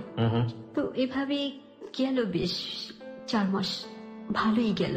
কিন্তু 4 মাস পরে আবার যেন কি হলো, ওরকম ভাবে একটা ঝগড়া হলো রাত্রে। আচ্ছা, যে প্রথম যে বাচ্চাটা ঝগড়া হয়েছিল এভাবে আবার রিপিট। ওকে, রিপিট হওয়ার পর সেইভাবেই সে মারধর করলো। আবারও কি সে পেটের উপর এভাবে লাথি দিয়েছে? পেটের উপর লাথি দেয়নি, সে আমাকে ধাক্কা দিয়ে ফেলে দিয়েছিল খাটের উপর। ওকে, তখন আলমারির উপর একটা স্পিকার ছিল, সেটা আমার উপর পড়ার কথা ছিল, সেটা আমার উপর না পড়ে ওর উপর পড়েছে। ওর উপর পড়ে ওর এখানে ফেটে কান দিয়ে রক্ত পড়ছে তখন। ওকে, তো এই ঘটনাকে কেন্দ্র করে সে আবার চলে আসলো তাদের বাসায়। আর আমাকে যে 2-3 বার ধাক্কা দিয়েছে, এটাতেই মানে বাচ্চাটা আবার সে একইভাবে অ্যাবর্শন হয়ে যায়। Second time abortion. কিন্তু এই বাচ্চাটা যেদিন অ্যাবর্শন হয় সেদিনকার ঘটনাটা ছিল ভয়াবহ। হঠাৎ করে আমি ঘুমিয়ে আছি, রাত 12টার সময় আমি একটা স্বপ্ন দেখলাম যে আমাকে একটা হুজুর বলছে, তোমার সর্বনাশ হয়ে গেছে, তুমি এখনো ঘুমাচ্ছ কেন, তোমার উপর প্রেতাত্মা চালান করা হয়েছে। ওকে, তো আমি ঘুম থেকে উঠি না, ভয়ে আমার সারা শরীরের পশমগুলো দাঁড়িয়ে গেছে। এর আগে আরো কয়েকদিন আমি স্বপ্নে দেখেছি ওর মা ভাই লাল কাপড় পরা থাকে সাধুর মতো, ওরা আমার মাথার উপর হাত রেখে কি কি করতেছে, ধূপ জ্বালাচ্ছে না কি করছে, এরকম আর অনেকদিন দেখেছিলাম। ওকে, তো সেদিন যখন দেখলাম রাত 12টার সময়, আমি লাফ দিয়ে উঠে আমি বাথরুমে গেলাম। গিয়ে আমি উঁচু করে মাত্র জায়নামাজে দাঁড়িয়ে আর সারতে পারিনি, প্রচন্ড ব্যথা হচ্ছে, আমার ব্যথা হচ্ছে। আপনি নামাজ পড়তেন? হ্যাঁ, আমি ছোটবেলা থেকেই নামাজ পড়তাম। যখন আমি ক্লাস 2-তে পড়ি তখন আমি কোরআন মজিদ খতম করি। বাহ। আর গভীর রাত্রি আমি নামাজ পড়তাম, তাহাজ্জুদের নামাজ পড়তেন। সুবহানাল্লাহ। আপনি যেটা বলছিলেন যে হ্যাঁ নামাজের পাটিতে দাঁড়িয়ে আছেন, দাঁড়িয়ে আমি নামাজে আর পড়তে পারি না, নামাজটা পা দিয়ে আমার ব্লাড করতেছে। আমি চিৎকার করতে থাকি, কান্না করতে থাকি, এমন চিৎকার যে আমি সহ্য করতে পারি না। তো আমার চিৎকারে সবাই উঠে যায় ঘরের, মানে দিশে হারা হয়ে যায়, এত রাত্রে কি করবে। সেই কোনাপাড়া থেকে তো ঢাকায় আনাও সম্ভব না আমাকে। তো আমার পাশের ফ্ল্যাটে যারা থাকতো, ওই খালাম্মার হাজবেন্ড ছিল ডাক্তার, ওনার মেয়েও ছিল ডাক্তার। তো আমার মা ওদের দরজা নক করতে থাকে। তারপর ওই আঙ্কেল এসে আমাকে দেখে, উনি বাইরে গিয়ে বলে আম্মাকে বাচ্চার অ্যাবর্শন হয়ে যাবে, ওকে যত তাড়াতাড়ি সম্ভব মেডিকেল রেফার করা উচিত, আর আমি ডেলিভারি কেস করি না। ওকে, আমার মা এরা সবাই আমাকে বলে যে নিয়ে যাই হাসপাতালে। আমি চিৎকার করতেছি, কান্নাকাটি করতেছি যে আমি কোথাও যাব না, আমার পক্ষে কোথাও যাওয়া সম্ভব না। কেন বলছিলেন এটা? কেন আমার এত ব্যথা হচ্ছে, এত যন্ত্রণা হচ্ছে, আমার মনে হচ্ছে না যে আমি গাড়িতে উঠতে পারবো বা বের হতে পারবো। তো আমার আব্বার যে ফ্রেন্ডের মহিলাটা ছিল ধাত্রী, তার ওয়াইফ, সেও আসছে। আচ্ছা, সে বলতেছে এটা কেমন কথা, 4 মাস হয়নি, মাত্র 4 মাস হয়েছে একটা বাচ্চা অপারেশন হয়েছে, এর মধ্যে আবার আরেকটা বাচ্চা কি করে আসছে। শুনি তো আমি হতভঙ্গ হয়ে গেছি। তারপর অনেক হুজুরের কাছে গেছে, হুজুর বলছে দেখেন আল্লাহর উপরে তো কিছু নেই, সব আল্লাহর উপর ভরসা। তবে আমি পানিটা পরে দিচ্ছি, যদি বাচ্চা উল্টো হয়ে থাকে বাচ্চা সোজা হয়ে যাবে, আর যদি বাচ্চা অ্যাবর্শন হবার হয় হয়ে যাবে, এই বাচ্চা যদি না থাকার হয় থাকবে না। ওকে, তো আমাকে সেই পানিটা এনে খাওয়ালে আমার যাচ্ছে না। পানিটা কোন রকম আমার মুখে 3 চামচ পানি দিচ্ছে। তো কিছুক্ষণ পর বাচ্চাটা অপারেশন হয়ে যায়, কিন্তু বাচ্চাটা জীবিত ছিল। আর এই বাচ্চাটা একটা মেয়ে ছিল, মানে পুতুলের মতো সুন্দর ছিল। মানে যারা দেখছে সবাই এখন পর্যন্ত জীবিত ছিল। কতক্ষণ জীবিত ছিল? 2 মিনিট। আমার মা নাকি চামচ দিয়ে ঠোঁট নাড়ছিল, চামচ দিয়ে পানি দিচ্ছে, 2 চামচ পানি খেয়েছে। সে পানি খেয়েছে, সে 2টা নেট দিয়ে শ্বাস ছাড়ছে। আর সবচেয়ে বড় কথা, আগের বাচ্চাটা যখন অপারেশন হয় তখন তার সারা শরীর নয়, তার মাথাটা ছিল জখম। আর এই বাচ্চাটা হয়েছিল পায়ে। আবার আমার ভাই এরা খুঁজে মালিককে নিয়ে যায়, নিয়ে যাওয়ার পর ও আসে, বাচ্চাটাকে দেখে ও সন্দেহ করতেছে বাচ্চাটা আমি অপারেশন করে ফেলছি। ও এরকম বলতেছে, ও বলতেছে বাচ্চাটাকে দিয়ে দেন, আমি কি ডাক্তারি পরীক্ষা করব। পুরুষ জাতির কলঙ্ক ছাড়া কিছু বলার নেই। এবং ওকে, আমি আবারও বলছি যে আজকের এই স্টোরিটা সবাইকে আমি রিকোয়েস্ট করছি, please listen this story, last পর্যন্ত শুনবেন, সবার কাছে আমার রিকোয়েস্ট। আমি এখানে পাশবিকতার বর্ণনার কোনো ইন্টেনশনে আপনাকে শুনতে বলছি না, আমি শুনতে বলছি বিশেষ একটা কারণে। সেই কারণটা এখন পর্যন্ত আসেনি এই গল্পে। আপনি চিন্তাও করতে পারবেন না যে আজকের এই ক্লোজ আপ প্রেজেন্স হ্যালো 8920 আপনাকে কোন সেন্সের কাছে দাঁড় করিয়ে দেবে। এবং একটি বিশেষ ভিডিও আমরা পোস্ট করতে চাই আমাদের ফেসবুক পেজে, প্লিজ একটু কষ্ট করে জেগে থাকুন। শুধু আপনি না, আপনাকে বলবো আজ হ্যালো 8920 টিম মেম্বার হিসেবে আপনি আরো 10 জনকে বলুন যে আজকের এই গল্প যেন তারা অবশ্যই শোনে। হ্যাঁ বলুন। তারপর তো মালিক আমার সাথে খুব খারাপ ব্যবহার করে, আবার খারাপ ব্যবহার করে। ওর ধারণা আমি অপারেশন করে ফেলছি বাচ্চাটা, আমি ঘর করতে চাই না তাই। ও অনেক দোষারোপ করতেছে, আমাকে বলতেছে তুমি আগে সুস্থ হও, তোমার সাথে তারপর আমার বোঝাপড়া আছে। কিন্তু এর মধ্যে আমি মানে অ্যাবনর্মালে চলে যাই, মানসিকভাবে অ্যাবনর্মাল হয়ে গেছে। এত সুন্দর একটা বেবি কেন এভাবে চলে যাবে, আমাকে শুধু এই জিনিসটা পীড়া দিচ্ছিল। তারপর এই ঘটনা নিয়ে মালিক আমার সাথে অনেক দিন পর্যন্ত খারাপ ব্যবহার করলো, অনেক দিন, প্রায় ওর সাথে আমার 7 থেকে 8 মাস পর্যন্ত কোনো সম্পর্কই ছিল না, যোগাযোগই ছিল না। তারপর আবার আমার সাথে যোগাযোগ করে, আমাদের বাসায় আসে। তো আমাকে অনেকেই বলে যে মানুষ একবার না 7 বার দেখে, মানুষ একদিন খারাপ থাকে আরেকদিন ভালো হয়, ভালো হতেও তো পারে। এই কথায় চিন্তা ভাবনা করেই তাকে আবার গ্রহণ করা হয়। সে আমাদের বাসায় থাকে, আমাদের বাসায় আসে। এভাবে আমি আবার কনসেপ্ট করি। আবার কনসেপ্ট করে ফেলেন? হ্যাঁ। কয় মাসের মধ্যে? 1 বছরের মধ্যে। এবার একটা বড় গ্যাপ নেন আপনারা, যদিও প্রথম গ্যাপে 5 বছরের গ্যাপ নেওয়ার কথা ছিল। ওকে। এবার ডাক্তার চামেলিবাগ পাঠান, জি, প্রফেসর আনোয়ারের কাছে। অনেকে আগে প্রেসক্রিপশন গুলো দেখানোর পর উনি বলে যে আমি কি করব, এটা কি করেছে, এর শরীরে 1 ছিটা রক্ত নেই, ক্যালসিয়াম নেই, একে আমি কি করে বাঁচাবো এই বেবিটাকে? হ্যাঁ। ওকে। আমার কথা বলছে, মানে আপনাকে কিভাবে বাঁচাবে? তার মধ্যে আবার কনসেপ্ট করবো। জি। তো এইভাবে উনি ট্রিটমেন্ট দিচ্ছে। আর প্রতি এসে আমাকে পাওয়ারফুল ইনজেকশন করা হচ্ছে, সপ্তাহে 2টা করে, 2500 পাওয়ারের। 2500 পাওয়ারের কি এটা অ্যান্টিবায়োটিক? হ্যাঁ হ্যাঁ, যাতে অ্যাবর্শন না হয় বাচ্চাটার। OMG, আমি ডক্টর না, I am not a physician, but আপনি চিন্তা করে দেখুন সিচুয়েশনের জায়গা থেকে, প্রতিদিন 2500 পাওয়ার, যে মেয়ের শরীরে ব্লাড নেই। ওকে, তারপর স্লাইন চলতো, খাবার দাবার তো টোটাল বন্ধ, কিছুই খেতে পারতাম না। এভাবে 7 মাসের মতো গেল। এর মধ্যে আবার মালিকের চরিত্রগুলো আমার কাছে ধরা পড়ে গেছে। ও যে কোনো মেয়ের সাথে যখন তখন চলে যায়, কখনো চিটাগাং, কখনো মাধবকুণ্ড, এরকম চলে যাচ্ছে। তো আমি বললে আমার সাথে ঝগড়া লাগে। কিন্তু এই বাচ্চাটা টিকানোর জন্য ও চেষ্টা করেছে অনেক। এই 7 মাসের পর্যায়ে এসে সে একদিন বলতেছে যে আমি চিটাগাং যাচ্ছি, ওকে, কক্সবাজার। তো কেন? তার কাছে আমি কিছু মেয়ের ছবি দেখতে পাই। আমি প্রশ্ন করি, প্রশ্ন করতে সে খুব রেগে যায়, মানে আমার কোনো কিছু জানার অধিকার নেই। আমার কেন থাকবে না জানার অধিকার? আপনারই তো অধিকার আছে, আর কার অধিকার থাকুক বা না থাকুক। এ নিয়ে আমার সাথে তুলকালাম ভাবে ঝগড়া হয়। ঝগড়া হয় পর আবারও সেই ধাক্কা ধাক্কির পর্যায়ে চলে যায়, আবারও হাতাহাতি চলে যায়। তো এবার আমাকে আমার বাবা মা খুব বকা দেয় যে ও জাহান্নামে যাক, তুই কেন যাস ওর সাথে কথা বলতে। এই কথা বলে সে চলে যায়, যে মানে প্রচন্ড ঝগড়াঝাটি হয়। আর এমন ঝগড়াঝাটি করতো মানে অশ্লীল পর্যায়ে, যেগুলা আমার বাজে কথা বলতো, আমার সহ্য করা একেবারে সম্ভব ছিল না। তো এইভাবে চলে গেল। বাচ্চাটা যখন হবে তখন ডাক্তার বলল যে 1 মাস আগে ভর্তি হতে হবে, প্লাস বাচ্চা হওয়ার পর কতদিন থাকতে হয় তা জানা নেই। তো আমি টোটাল অ্যামাউন্ট চিন্তা করে দেখলাম 1 থেকে 1.5 লাখ টাকা চলে যাবে। ওকে, 1.5 লাখ টাকা কোথা থেকে বিয়ার করবো আমার বাবা এত টাকা এই মুহূর্তে? আর তখন আমাদের আর্থিক সংকেত অতটা ভালো না, জি, আর মালিকের কোনো খবর নেই। আমি টোটাল চিন্তা ভাবনা করে আমি বলতেছি কি থাক, ওখানে আর আমি যাবো না। উনি আবার আমাকে আল্ট্রাসোনোগ্রাম দিয়েছিল আর কিছু টেস্ট দিয়েছিল 7 মাসে যখন পড়ছে এগুলো করার জন্য, সেগুলো না করে আমি ওখানে যাওয়া বাদ দিয়ে দিই।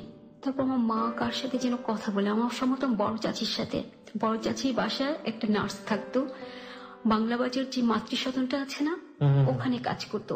তখন ওই জায়গাটা তো ডেভেলপ ছিল না, খুব ন্যূনত মানের ছিল। তো উনি আমার চাচিকে বলে যে ওকে এখানে নিয়ে আসেন, যদি নর্মাল ভাবে হয়ে যায় তো হয়েই গেল, টাকা পয়সা তেমন একটা খরচ হবে না, আর যদি আমরা দেখি সিচুয়েশন খারাপ তো আমরা রেফার করবো। ওকে, এই কথা বলে আমাকে নিয়ে যাও ওখানে। কিন্তু আমার ডেট ছিল ভুল, ডেট 1 মাস আগে ভুল দিয়ে ফেলছিল। সেই তারিখ অনুযায়ী আমি ওখানে যাই, 4 দিন কেটে যায়, কোনো হচ্ছে না। কিন্তু আমার অবস্থা খুবই খারাপ হচ্ছে, আমার পেন হচ্ছে আর ব্লিডিং হচ্ছে, শুধু ব্লিডিং হচ্ছে। এভাবে 4টা দিন ওরা আমাকে নর্মাল ভাবে হওয়ানোর জন্য যে স্লাইন দেওয়া হয়, সে স্লাইন দিতে স্লাইন অফ হয়ে যাচ্ছে, স্লাইনের ভিতরে রক্ত এসে ভরে যাচ্ছে, স্লাইন টানছে না। ইঞ্জেকশন করছে, ইঞ্জেকশন হচ্ছে না, মানে সব অফ হয়ে যাচ্ছে। 4 দিনের মাথায় সেদিন আমার বড় চাচা সেদিন গেছে, যাওয়ার পর উনি আমার অবস্থা দেখে উনি আমাকে ঢাকা ন্যাশনাল হসপিটাল নিয়ে আসে। তো আমাকে যখন রুমে নিয়ে গেল, সিটে নিয়ে গেল, আমার এত পেন হচ্ছে যে আমাকে নার্স বলতেছে শুয়ে থাকতে, আমি পারতেছি না, আমি বসে চিৎকার করতেছি, হইচই করতেছি। তারপরে আমি বললাম যে আপা প্লিজ আপনারা একটা ইঞ্জেকশন দেন, ব্যথাটা যেন কমে যায়। আমি এভাবে অনুরোধ করতেছি, সহ্য করতে। তখন বলে পেটের বাচ্চা যদি পেটে রাখতে চান তাহলে আমরা ইঞ্জেকশন দিই, ব্যথা কমে যায়। এই কথা বলাতে আমি চুপ হয়ে যায়, আর কিছু বলতে পারি না। তো এইভাবে করতে করতে ওরা আমার রিপোর্ট গুলো, একটা ভুল করা হয়েছিল যে আমার যে রিপোর্ট গুলো ছিল, প্রেসক্রিপশন গুলো ছিল, সেগুলো ওদের দেখানো হয়নি। এগুলা বলছে ওই যে নার্সটা ছিল যে বাংলা বাজার হাসপাতালে, উনি বলছে এগুলো যদি দেখান তাহলে ওরা করবে না, ওকে ভর্তি নেবে না, তখন আরো সমস্যা হবে, কেন সিরিয়াস রোগী ও। তো ওই কাগজগুলো না দেখাতে ওরা বুঝতে পারেনি যে আমি কতটা ঝুঁকিপূর্ণ অবস্থা আছি। ওরা ভাবছে কি নর্মাল হবে, হওয়ার চেষ্টা করি, না হলে সিজারিং করবো এরকম। তো ওরা নর্মাল হওয়ার মতো ওরাও আবার চেষ্টা করে, স্লাইন টেলাইন সবকিছু একটা পর একটা ওষুধ টষুধ লিখে দিচ্ছে, এই করছে। তো এইভাবে 1 রাত্রের মধ্যে 21,000 টাকার মতো ওষুধপত্র লেগে গেল, সবকিছু ডাবল 4 গুণ করে লিখে দিচ্ছে, কাগজ লিখে দিচ্ছে। আমার ভাই আমার চাচা যে নিয়ে আসতেছে, তো হচ্ছে না, আমার অবস্থা মরা যায়, এরকম ব্লিডিং হচ্ছে। শেষ পর্যন্ত ওরা আমাকে, আমার অনুমতি না নিয়ে, আমারও ধারণা ছিল যে নর্মাল না হলে তো ওরা সিজারিং করবে, কিন্তু ওরা সেটা না করে ওরা বাচ্চাটাকে যন্ত্রের সাহায্যে টেনে আনতে চাইছে। আচ্ছা, তখন এই মাথার খুলিগুলো পুরো ভেঙে ফেলছে বেবির। হ্যাঁ বেবির। আর এই বাম চোখটা বের করে ফেলছে, পুরো চোখটা বের হয়ে এখানে ঝুলে গেছে। আর ওর চুলগুলোতে ছিল কুকড়ানো। তখন বাচ্চাটা যখন হয়েছে ওর সিমটম ছিল, মানে সাইড ইফেক্ট করছিল মেডিসিনের কারণে, হাত পায়ের ফিঙ্গার গুলো জয়েন হয়ে গেছিল, জোড়া লাগানো ছিল। মানে ফিঙ্গার গুলোর মধ্যে আমরা যেটা 4টা করে আঙ্গুল পুরো ডিফারেন্ট থাকে সেরকম, সেটা না, জোড়া ছিল। দুটো পায়ের ক্ষেত্রেও জোড়া ছিল, হাতের ক্ষেত্রেও জোড়া ছিল। মানে আপনার যে 2500 পাওয়ারের ইঞ্জেকশন, সেটা সাইড ইফেক্ট।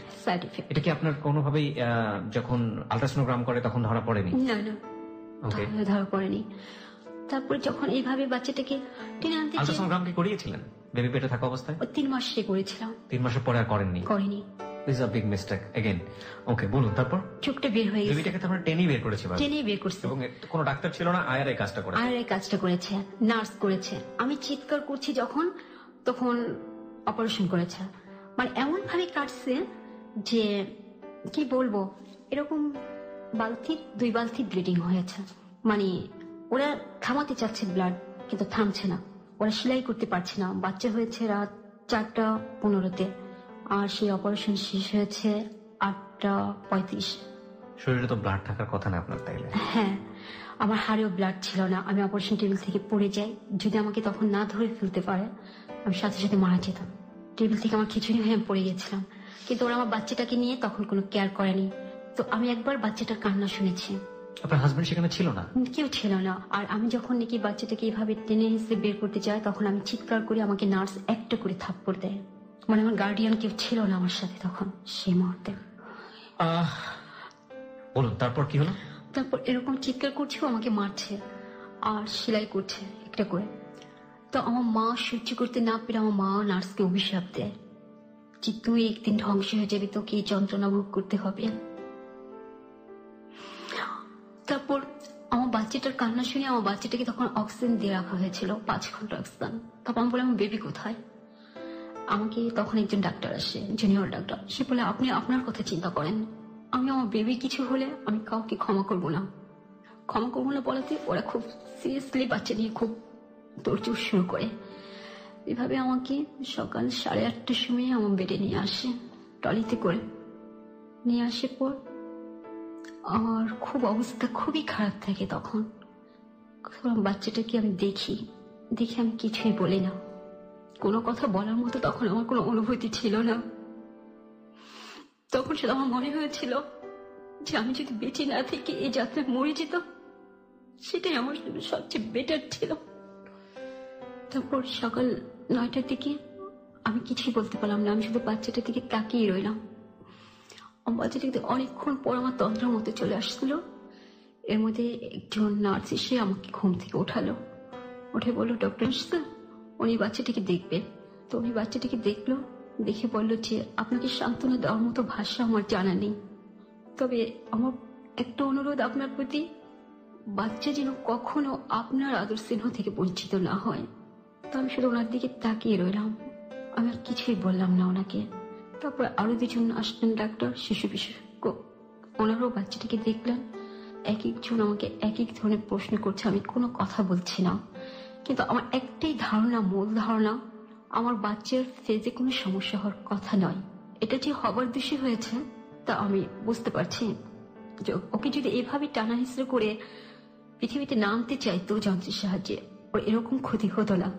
তো আমি কিছুই বললাম না। 4 দিন পর আমি নিজেই অনুরোধ করে ওদের কাছ থেকে নাম কেটে আমি চলে আসলাম বাসায় আসে পর।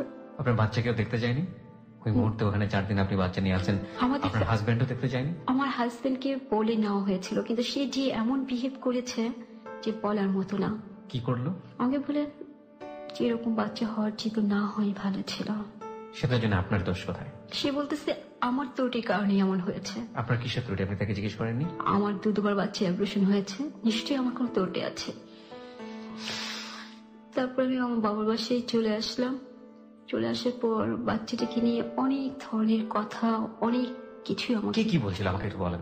আমরা এখনো কনফিউজ যে বাচ্চাটার কি হয়েছে, বাট আমি এনভায়রনমেন্টটা বোঝাচ্ছি। বাচ্চাটাকে I am going to upload a video very very soon, মানে আমার পেজটাতে, then you will be clear যে আসলে স্টোরিটা কোন দিকে যাচ্ছে। ওকে, হ্যাঁ বলুন। তারপর সবাই একই কথা বলেছে, এত কষ্ট করে বাচ্চা হওয়ার চেয়ে না হওয়াই ভালো ছিল। আর আমার যে বড় ভাবি, যে উচ্চ শিক্ষায় শিক্ষিত, আমাদের ফ্যামিলিতে সবচেয়ে বিসিএস ক্যাডার, ওকে, তো সে যেরকম কথাবার্তা বলেছে, তার যে হাসি মুখটা আমি দেখেছি, আমি জীবনে কখনো ভুলবো না। চিৎকারি করে পরে আমি 5 মাস পর্যন্ত দাঁড়াতে পারিনি। এই বাচ্চা হওয়ার যে অপারেশনের সেলাইগুলো আমার হয়েছে, সেগুলো এতই যন্ত্রণা দিচ্ছিল, এতই করছিল, আমি দাঁড়াতে পারতাম না, বসতে পারতাম না। আমি 5 মাস এভাবে ছিল। 5 মাস পরে আমি বাচ্চাকে ফার্স্ট কোলে নেই। 5 মাস পরে আপনি ফার্স্ট কোলে নেন? আপনার কোলে নেওয়ার মতো অবস্থা ছিল না? অবস্থা ছিল না। My goodness. এই 5 মাস আমার মা সবকিছু করে আমার বাচ্চার জন্য। তারপর 5 মাস যখন বয়স, তখন আমি ওকে নিয়ে নানান জায়গায় গেলাম। এই সময়টা তো বাবা ওকে কোলে নেয়নি? না, 5 মাস পর থেকে ওর বাবা আবার আসা শুরু করলো। তার প্রতি তো আমার একটা ঘৃণা, একটা বিদ্বেষ জমা হয়ে আছে।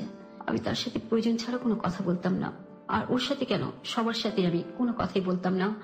যখন আমাদের ঘরে কোনো মেহমান আসতো, কোনো আত্মীয় স্বজন আসতো, আমি আমার রুমে ঢুকে বাচ্চাটাকে নিয়ে আমি তার দরজা বন্ধ করে দিতাম ভেতর থেকে। বাচ্চাটাকে নিয়ে আপনি দরজা বন্ধ করে দিতেন? আমি কারোর সাথে আসতাম না, কথা বলতাম না। কেন বন্ধ করতেন?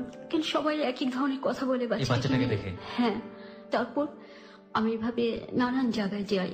আমার হাজবেন্ডও এর মধ্যে কিছু সহযোগিতা করে। আপনি বলবেন স্বাভাবিক বাচ্চারা যেভাবে বড় হয়, 5 মাসের বাচ্চারা যে ধরনের আচরণ করে, যে ধরনের লুকে থাকে, আমাদের শ্রোতা যারা আছে তারা অনেকেই বুঝতে পারছে না যে প্রবলেমটা কি, এগুলো একটু আইডেন্টিফাই করবেন যে কি করতো 5 মাস বয়সে, কি ধরনের আচরণ করতো যেটা থেকে সাধারণ মানুষ। হ্যাঁ, 5 মাস বয়স থেকে করে একটা জিনিস ফলো করেছি, টিভির আচরণ শুনলে ও ফিরে তাকাতো টিভির দিকে। আচ্ছা। আর আমি তো ওকে পেটে নিয়ে সব সময় সূরা ইয়াসিন, কোরআন শরীফ পড়েছি, তো ওর দেখছি আল্লাহর কোনো শুনলে ও সেদিকে মনোযোগ দিত। আচ্ছা। আমি যখন ডক্টর ইহসান মাহমুদকে দেখালাম, তখন আমার মাথায় হাত রেখে বললো যে মামুনি, তোমার বাচ্চার এভরিথিং ওকে, ব্রেন এবং আইকিউ যথেষ্ট স্বচ্ছ, তবে ফিজিক্যালি কিছু সমস্যা আছে, এটা সারাতে সময় এবং টাকা দুটোরই দরকার। ওকে, ওর জন্য আমরা যথাসাধ্য চেষ্টা করবো। ওরা আমাকে এভাবে সান্ত্বনা দিল। তারপর আমি ঢাকা শিশু হাসপাতালে ভর্তি হলাম, কাজী কামরুজ্জামান প্রফেসর, ওনার রেফারেন্সে উনি বাচ্চাটা দেখলাম। তো ওনার একজন জুনিয়র ছাত্রকে উনি বাচ্চাটার জন্য করা হয়। তো উনি নিল, উনি আমাকে জায়গায় জায়গায় পাঠালো, মামুন ফেরদৌসের কাছে পাঠালো। মামুন ফেরদৌস দেখলেন, দেখে বললেন যে বাচ্চাটার অপারেশন করতে হবে 1 থেকে 2 বছরের মধ্যে। কিসে অপারেশন হবে? ওর মাথায় যে হাড়গুলো ভেঙে গেছিল সেখানে অপারেশন হবে। Plastic surgery. তো এটা যদি তুমি এর আগে করতে যাও তাহলে একটা বিরাট ভুল হয়ে যাবে আমার, আর এই ভুলটা মানে বাচ্চাটার বিরাট একটা ক্ষতি। আচ্ছা। তারপর আমি চলে আসলাম, ওনারা আমাকে প্রায় ডাকতো। তারপর ওই ডাক্তারের মাধ্যমে নানান বাহির থেকে ডাক্তার আসলে সে আমাকে কল করতো, আমি বাচ্চা নিয়ে আসতাম, ওরা দেখতো, দেখার পর এক একজনে এটা নিয়ে রিসার্চ করতো, অনেক কিছু করতো। হ্যাঁ, বেবি ছবি টবি নিয়ে যেত, সবকিছু করে নিয়ে যেত ভিডিও করে। তারপর কানাডিয়ান ডাক্তার আসলো, সে এসে আমাকে ওই মামুন স্যারের মধ্যে সান্ত্বনা দিল।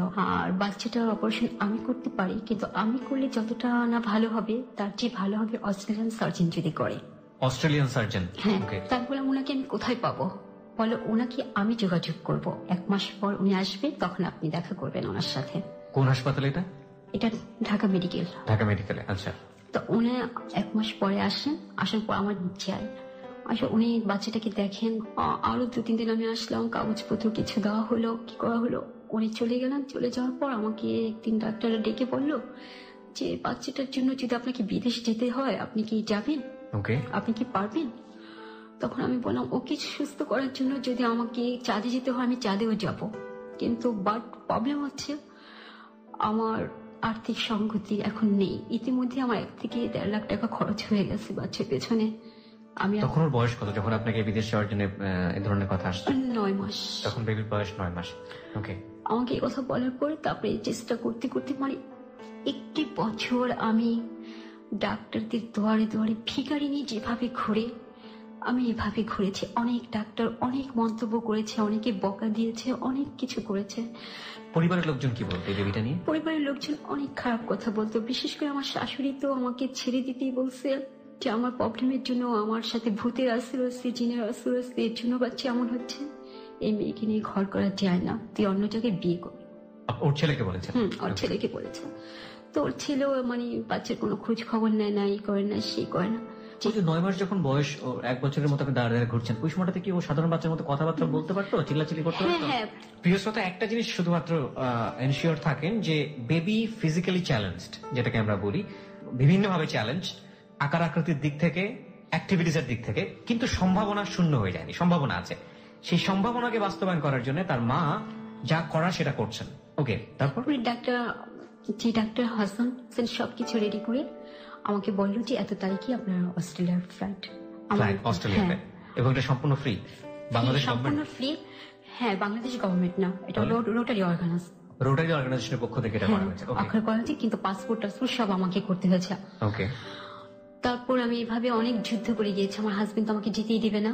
তারপর আমি ওইখানে গেলাম, ট্রিটমেন্ট হলো। বাচ্চার যখন ফার্স্ট অপারেশন হয়, নন স্টপ 13 ঘন্টার অপারেশন ব্রেনে। হ্যাঁ, ব্রেনে। ওর পুরো খুলিটা ওরা আবার করে ফেলছে, মানে এটা কি বলে মেশিনে গুঁড়ো করে ফেলছে, হাড়গুলো গুঁড়ো করে এগুলো ওরা ঢালাই করে চশমার কাচের মতো কেটে কেটে তারপর ওরা সেটিং করেছে এখানে। ওকে, আমি এগুলো বুঝবো না ডাক্তার, এটা বাট কিছু একটা হয়েছে যেটা ওর জন্য প্রয়োজনীয় ছিল। হ্যাঁ, চোখটা ঠিক। কত বছর বয়সে এটা হলো? এটা 13 মাস বয়সে। 13 মাস বয়সে হয়েছে। আচ্ছা। তারপর যখন কি ওর রিকভারিতে রাখা হয়েছে তখন আমাকে বললো ডাক্তার যে আমরা খুব ওয়ারিতে আছি, ওর সেন্স কিরকম হয়, ও আপনাকে চিনতে পারে কিনা, আপনি ওকে কাছে জানতো দেখি। তো আমি যে যখন ওর চোখ বন্ধ করে আছে আমি শুধু বলছি প্রিয়াঙ্কা। আপনি নামটা কি আপনি রেখেছিলেন? হ্যাঁ, এটা আমি আগে থেকে ঠিক করে রেখেছিলেন, ওর নাম হবে প্রিয়াঙ্কা। প্রিয়াঙ্কা, ওকে, সাদিয়া জাহান প্রিয়াঙ্কা। ওকে। যখন আমি গেলাম ওর নাম ধরে ডাকলাম প্রিয়াঙ্কা, ও শুধু আম্মু বলে আমার হাতটাই যে ধরলো, হাতটা আর ছাড়লো না। ওকে। তারপরে যতদিন হাসপাতালে ছিলাম ওই একই অবস্থা করতো, আর ডাক্তার বলতো মম মেডিসিন, এরকম করে অপারেশন গুলো শেষ হলো। সেখানে অনেক বাদ প্রতিযোগিতাতে ছিল, অনেক কিছু আমাকে অতিক্রম করতে হয়েছে। আমার ইচ্ছে ছিল বাচ্চাটার সমস্ত সুস্থ অপারেশন গুলো আমি শেষ করে আসবো, কিন্তু মালিক এখান থেকে ইমেল করে ফ্যাক্স করে আমার নামে এমন কিছু পাঠাচ্ছিল যে সেখানে আর থাকা সম্ভব হয়নি। ও বলছিল যে আমার কোনো প্রবলেম নেই বাংলাদেশে, আমি যদি ওখানে নাগরিকতা চাই ওখানে কিছুতেই আমাকে না দেয়। ও বাচ্চার জন্য এবং আমার জন্য অর্ধমাত্রায় এরকম করতে। আর আমি কখনো আমার ফ্যামিলির সম্বন্ধে মানে ব্যাড সাইড বলিনি, আমার বাবার বাড়িও না, আমার হাজবেন্ডের বাড়ি না। যখন আমার হাজবেন্ডের কথা জিজ্ঞেস করা হয়েছে, আপনি বলেছেন he is a good boy. হ্যাঁ, গুড বয়। তো আমাকে কোনো অভাব অনটন আছে কিনা আমি বলতাম না, সবসময় এগুলো হাইড করতেন। হাইড করতাম, মানে আমার পারিবারিক কারোর কাছে ছোট হতে ইচ্ছে করতো না। আপনার হাজবেন্ড এগুলো মেইল করে তারপরে কি হলো ওখানে? সেখানে আবার এক বাঙালি ফ্যামিলি আমার পার্সোনাল চিঠি যায়, চিঠির মধ্যে আমার হাজবেন্ড আমাকে কি লেখে না লেখে সেগুলো ট্রান্সলেশন করে ওদেরকে বুঝাই দেয়। বুঝিয়ে তো ওরা আমাকে সন্দেহ করে। ওকে। সন্দেহ করার পর আমাকে হঠাৎ করে জিজ্ঞেস করে তোমার হাজবেন্ড কেমন। তো আমি তো সবসময় ভালো বলে আসছি, তো আমাকে হঠাৎ করে জিজ্ঞেস করে, তো আমার ভিতরে কেমন যেন একটু হয়ে আসে, কি ব্যাপার। তো আমি বলি যে সে এরকম অ্যাডিক্টিভ, আর সে প্রায় আমার সাথে ফাইটিং এ যায়। তো ওরা আমার কথাটা বিশ্বাস করে না, ওরা ভাবছে যে আমার এই দেশের প্রতি লোভ চলে আসছে, যে কারণে আপনি ওইভাবে আমি থাকতে চাচ্ছি। ওকে। আমার বাংলাদেশে আমি বাংলাদেশে আসলাম। বাংলাদেশে এসে আমার শুরু হলো আরেক যুদ্ধ। আমার হাজবেন্ড তো পুরো একদম বাড়িয়ে চলে গেছে, আমার আয়ত্তের ভিতর নেই।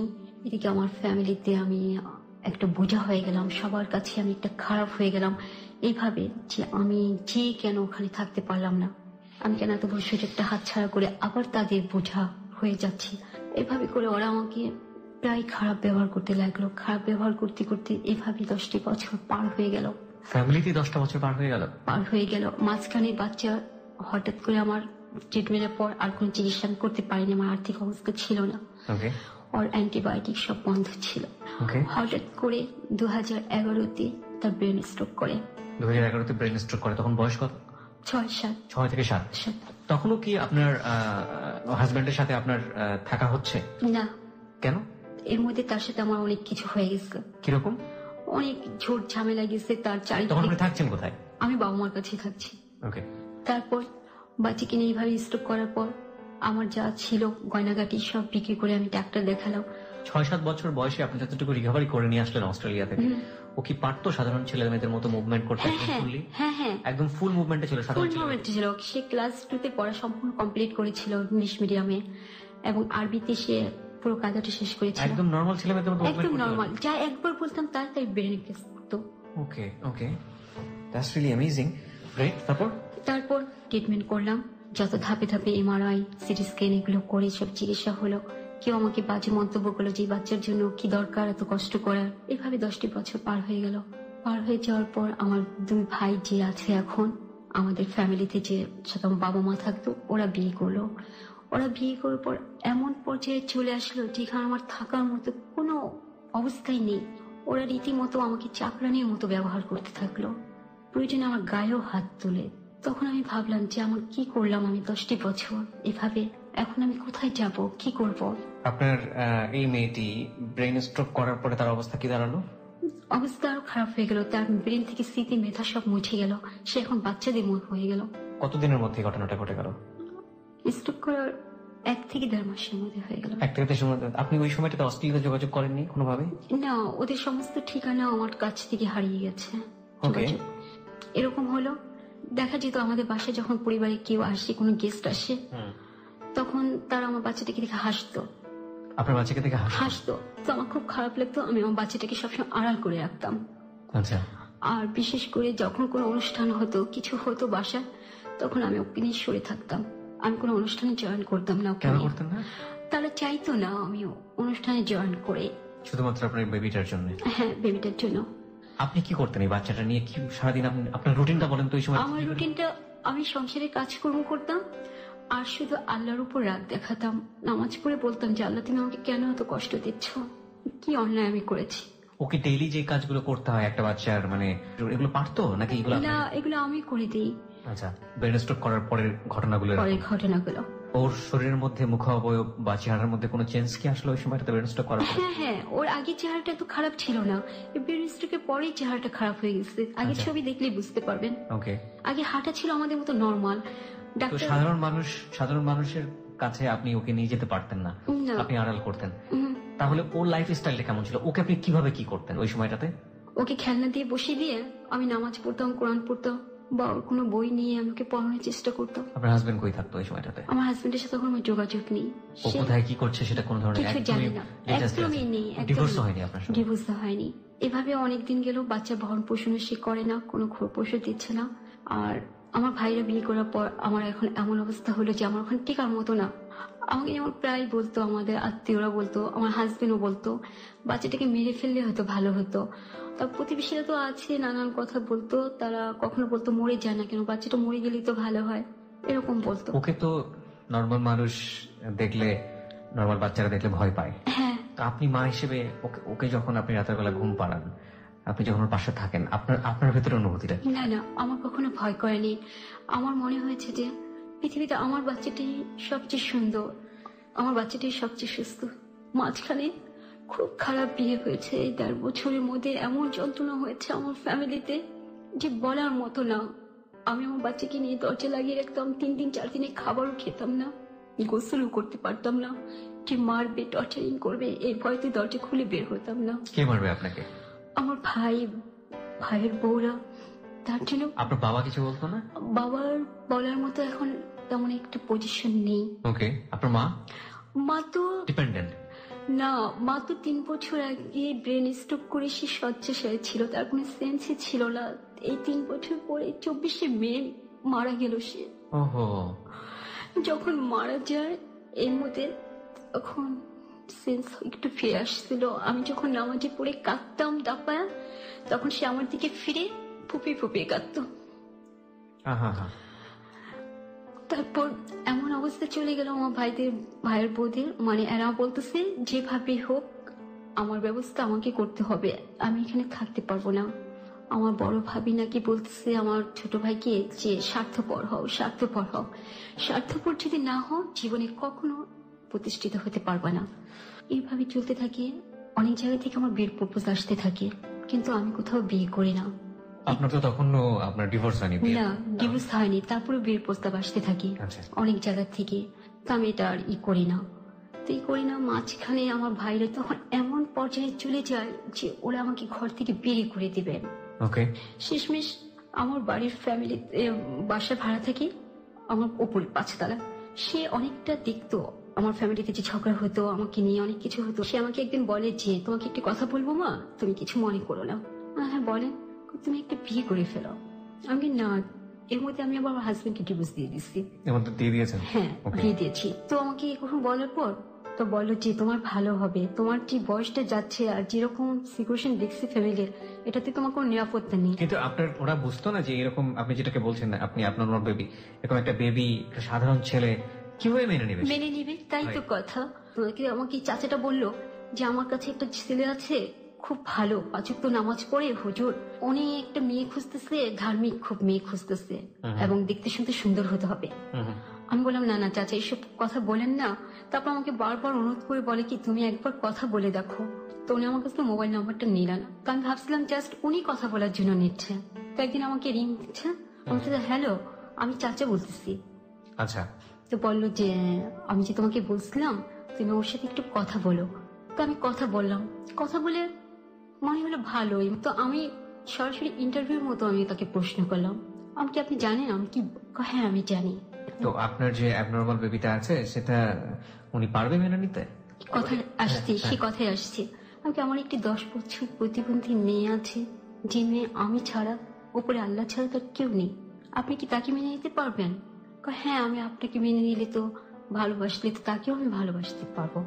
তাহলে আপনার কথা শুনে আমি কিছু মেলাতে পারছি না, বাস্তবতা অনেক কঠিন। উনি কি ম্যারিড ছিলেন? হ্যাঁ, উনি আমাকে বলছে আনম্যারিড। আচ্ছা, ওকে। তারপর অনেক কথার পর সে আমাকে প্রায় ফোন দিত, ফোন দিয়ে ইমোশনাল ভাবে আমাকে ইমোশনাল করার চেষ্টা করতো, সুন্দর সুন্দর কথা বলে।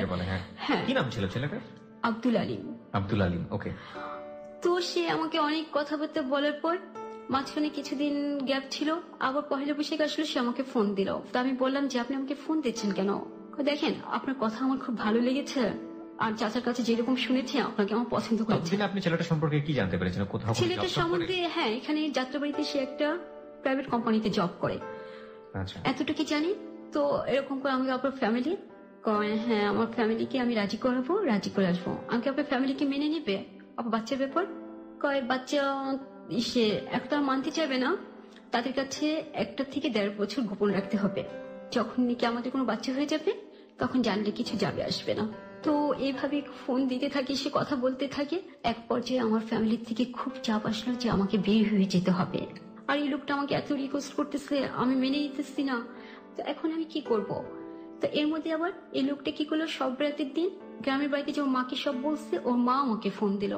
ফোন দিয়ে আমাকে এমন ভাবে কথা বললো, রুমানা রুমানা বৌমা আমার, মানে মনে হলো কত দিনের চেনা, উনি যেন আমাকে কত চিনে, কতই আপন, এমন ভাবে কথা বলতে বলো, দেখো আমার মুখ থেকে বৌমা চলে আসছে, তুমি আমার ঘরের বউ হবা। তারপরে আমাকে ওর মা বোঝালো, ওর বোন ফোন দিল, অনেক বোঝালো। ওরা আমার ফ্যামিলির বর্ণনা সব শুনেছে এবং দেখেছে। তো আমাকে সবসময় এভাবে ফোন দিত, মানে 24 ঘন্টার মধ্যে বলতে গেলে 18 ঘন্টায় ফোন দিত আমাকে। এক পর্যায়ে আমার ফ্যামিলি থেকে আমাকে বের হতেই হবে। তখন আমি সিদ্ধান্ত নিয়ে ফেললাম যে জীবনে একটা ঝুঁকি নিতে হবে।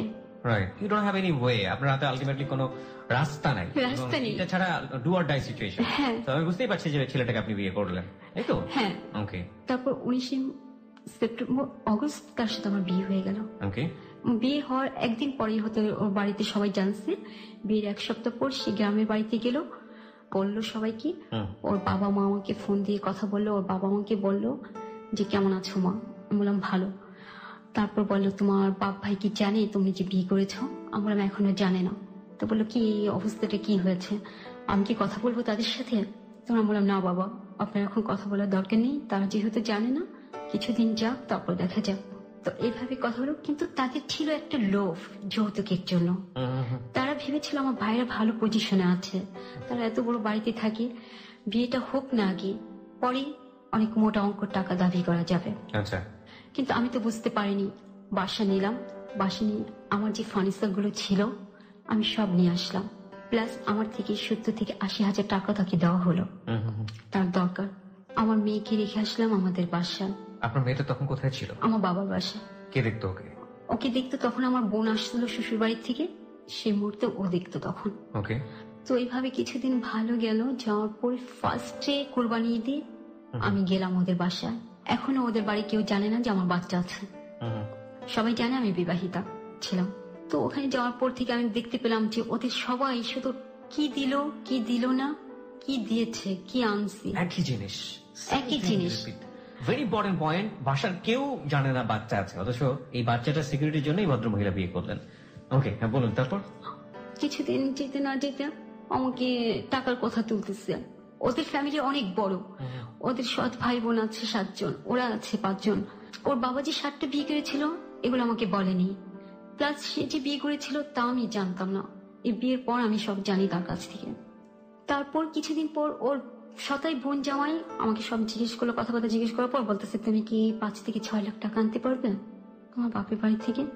আমি কি করে, এটা কি বলছেন আপনি? এই নিয়ে শুরু হলো মারপিট। তারপর আমি ডিসেম্বর মাসে গেলাম ওদের বাড়িতে।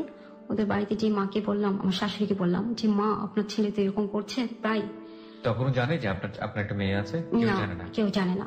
তারপরে আমি বললাম যে এরকম করছে, এগুলো তো সহ্য করার মতো না। আচ্ছা তুমি ওখানে থাইকো না, ঢাকায় আর থাকার দরকার নেই, তুমি গ্রামের বাড়িতে চলে আসো। আমি গ্রামের বাড়িতে আসলে আমি থাকবো কোথায়, এখন তো ঘর দেখছি না বাড়তি। তুমি এক কাজ করো, তোমাদের বাসা থেকে 2 লাখ টাকা নিয়ে আসো, একটা ঘর তুলে নাও। তোমার মাথায় তো আকাশ ভেঙে পড়ে যে বলে কি এরা। তো এই নিয়ে প্রায় কথা কাটাকাটি হতো ওখানে। তখন আমার থাকা হলো ওখানে 15 দিন। একদিন রাত্রে আমাদের স্বামী স্ত্রীর মধ্যে কি কথা হচ্ছে সেটা নিয়ে আমার শাশুড়ি এমন তুলকালাম কাণ্ড করলো করে, মানে সেই মুহূর্তে আমাদের সম্পর্ক ভেঙে যায়। পরের দিন আমি চলে আসলাম সন্ধ্যার দিকে ঢাকায়। আসার পর আমি কিছু ইঙ্গিত পেলাম আমার শাশুড়ির কাছ থেকে যে সে যেভাবে ভেবেছিল আমি সেরকম না। মানে সে ভেবেছিল যে আমি টাকাওয়ালা মেয়ে, টাকা পাবে অনেক, তাই তার ছেলেকে দিয়ে এভাবে আমাকে বিয়ে করিয়েছিল। তাই আমি বাসায় আসলাম, আমি সময় নিয়ে আসছে আমাকে, যে তার 2 মাস সময় দিচ্ছে আমাকে। 2 মাসের সময়ের মধ্যে আমার ঢাকার থেকে গ্রামের বাড়ি চলে যেতে হবে, চলে গিয়ে আমাকে ওখানেই থাকতে হবে। তো আমি 2 মাসের মধ্যে কি করবো, আমার মেয়ের জন্য নানান জায়গায় চেষ্টা করছি, খোঁজ নিচ্ছি, কোথাও তো কোনো রেজাল্ট আসতেছে না। এখন আমাকে প্রায় আলিম টর্চার করতেছে মেয়েকে ফেলে দিতে, নাতে মেরে ফেলতে। তখন আমি বলতেছি তুমি তো মেরে ফেলতে। এখন আমি বলতেছি দেখো, আমি যদি এই কাজ করি আল্লাহ তো আমাকে কখনো মাফ করবে না, আর এই মেয়ের জন্যই তো আমি তোমার কাছে বিয়ে বসছি। এখন তুমি কি বলছো, আমার অত কথা জানার দরকার না। এ নিয়ে আমাকে সে এমন ভাবে মারধর করা শুরু করলো যে প্রতিবেশীরা আমাকে দেখলো চেহারা টেহারা মেরে কিভাবে হয়। আমার এর মধ্যে 2বার কনসিভ করেছিল, এই মায়ের ইসে আমার 2বার বাচ্চা নষ্ট হয়ে যায়। ঠিক একই ঘটনা আবার রিপিট হলো লাইফে? একই ঘটনা রিপিট হলো। তারপর ফেব্রুয়ারি মাসে মানে আমি সহ্য করতে করতে এক পর্যায়ে অতিষ্ঠ হয়ে, আমার এক রিলেটিভ আছে কাজিনের হাজবেন্ড, ওকে আমি ফোন দিলাম, লয়ার। ওকে ফোন দেওয়ার পর ও বলে কি যে আপনি যত সহ্য করবেন এত বাড়তে থাকবে, আপনি প্লিজ বের হয়ে আসেন, বের হয়ে আসে একটু কাগজপত্র রেডি করে আমাকে দেন, আমি দেখি কি করা যায়। তো আমি বলছি আমার মামলা করতে চাই না, আমি যেভাবেই হোক আমি সংসারটা টিকিয়ে রাখতে চাই, কেন এটা আমার জীবনের বড় চ্যালেঞ্জ। আমাকে সংসারটা টিকিয়ে রাখতে হবে, যদি এটা না টিকে আমি পৃথিবীতে কাউকে মুখ দেখাতে পারবো না। কেন আমার কোথায় ব্যর্থতা, কিসের অভাব যে আমার সংসার টিকবে না, কেন এরকম হবে বারবার। আমি এই লজ্জা থেকে মুক্তি চাই, আমি চাই না সংসারটা ভেঙে যাক, সংসারটা কোনোভাবে কিছু হোক, আমি এটা চাই না। এই কথা ভেবে আমি ওর অনেক অত্যাচার সহ্য করেছি, অনেক। দুটো বাচ্চায় 2বার নষ্ট হলো। নষ্ট হওয়ার পর এই ফেব্রুয়ারি মাসের 12 তারিখে সে আমার কাছ থেকে আইডি কার্ড আর ছবি নিয়ে গেল। আপনার কাছ থেকে? হ্যাঁ, আমার কাছে ছিল। তো আমার হঠাৎ সন্দেহ হলো যে আমার কাছ থেকে তার সবকিছু নিয়ে যাচ্ছে কেন। বললো যে তার যে কারখানায় কাজ করে কোম্পানিতে, সেখানে লাগবে আইডি কার্ড আর ছবি। ওই রাত্রে এসে আসছে 12টার সময়, তার কাজ শেষ 6টার সময়, অফিসে কাজ। তো আমি ঘুমিয়ে গেছিলাম আমার বাচ্চাকে নিয়ে। দরজা খুলতে দেরি হওয়াতে সে আমাকে খুব মারধর করে, প্রচন্ড মারধর করার পর তখন আমি বলি যে তুমি আমাকে এভাবে মারধর করছো কেন, তোমার যদি ভালো না লাগে তুমি আমাকে ছেড়ে দাও। আমি ছেড়ে দেবো কেন, নিজে পালাই কুল পাবে না। সে আমাকে অনেক মারলো, মারার পর আমি তার সাথে সারা রাত কথা বললাম না। পরের দিন সকালে সে গ্রামের বাড়ি চলে গেল। সে শনিবার দিন 14 ফেব্রুয়ারি সেদিন সে আসলো। আসার পর সে কথা বলতে চাইলো, কিন্তু আমি কথা বললাম না। বলা না পর সে আবার আমাকে গালিগালাজ করলো, খুব বাজে বিহেভ করলো। 1 সপ্তাহ পরে আমি বাসার থেকে বের হলাম। বের হয়ে যখন ঢাকা মেডিকেল আসলাম তখন আমার কোনো ইনজুরি ছিল না। ইনজুরি না থাকাতে ডাক্তার আমাকে সার্টিফিকেট দিলেন না। তো আমাকে বলেন যখন মারবে আবার তখন আসবেন, ইনজুরি না থাকলে আমি সার্টিফিকেট দিতে পারবো না। আপনি সার্টিফিকেটগুলো কেন চাচ্ছিলেন? আমি সার্টিফিকেট চাচ্ছিলাম যে উকিল আমাকে বলেছে, সেজন্য আমি চাচ্ছিলাম। ডাক্তারের একটা সার্টিফিকেট লাগবে যাতে করে আপনি তার এগেইনস্টে একটা অ্যাকশন নিতে পারেন। ওকে। তারপর তার ফ্যামিলি হয়তো তাকে এমন কোন অ্যাডভাইস করেছে। সে আসছে শনিবার দিন আসার পর সে থাকলো ভালো।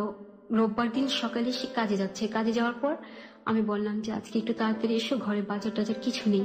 সে এত সুন্দর ভাবে গেল যে আমি বুঝতেই পারিনি সে যে চলে যাচ্ছে। তার মধ্যে 5 মাসের ভাড়া জমানো আছে বাড়িওয়ালার, ঘরে কোনো খাবার দাবার নেই। সে গেল, বাড়িওয়ালাকে বলে গেল নাকি রাস্তায় যে আমি সামনের মাসে ঘর ছেড়ে দিচ্ছি, এরপর আমি থাকবো না, যদি ও থাকে ও ভাড়া দিবে। তারা আমাকে বলেনি সেদিন, পরের দিন বলছে কথাটা। তো সেদিন আসেনি, কি ব্যাপার আসতে না কেন। আমি অপেক্ষা করলাম, অপেক্ষা করে ফ্যাক্টরিতে গেলাম খোঁজ নিতে। সেখানে যে জানলাম যে সে কাজ ছেড়ে চলে গেছে। আমার মাথায় তো আকাশ ভেঙে পড়লো। আমি তার বড় ভাইকে ফোন দিয়ে জানালাম।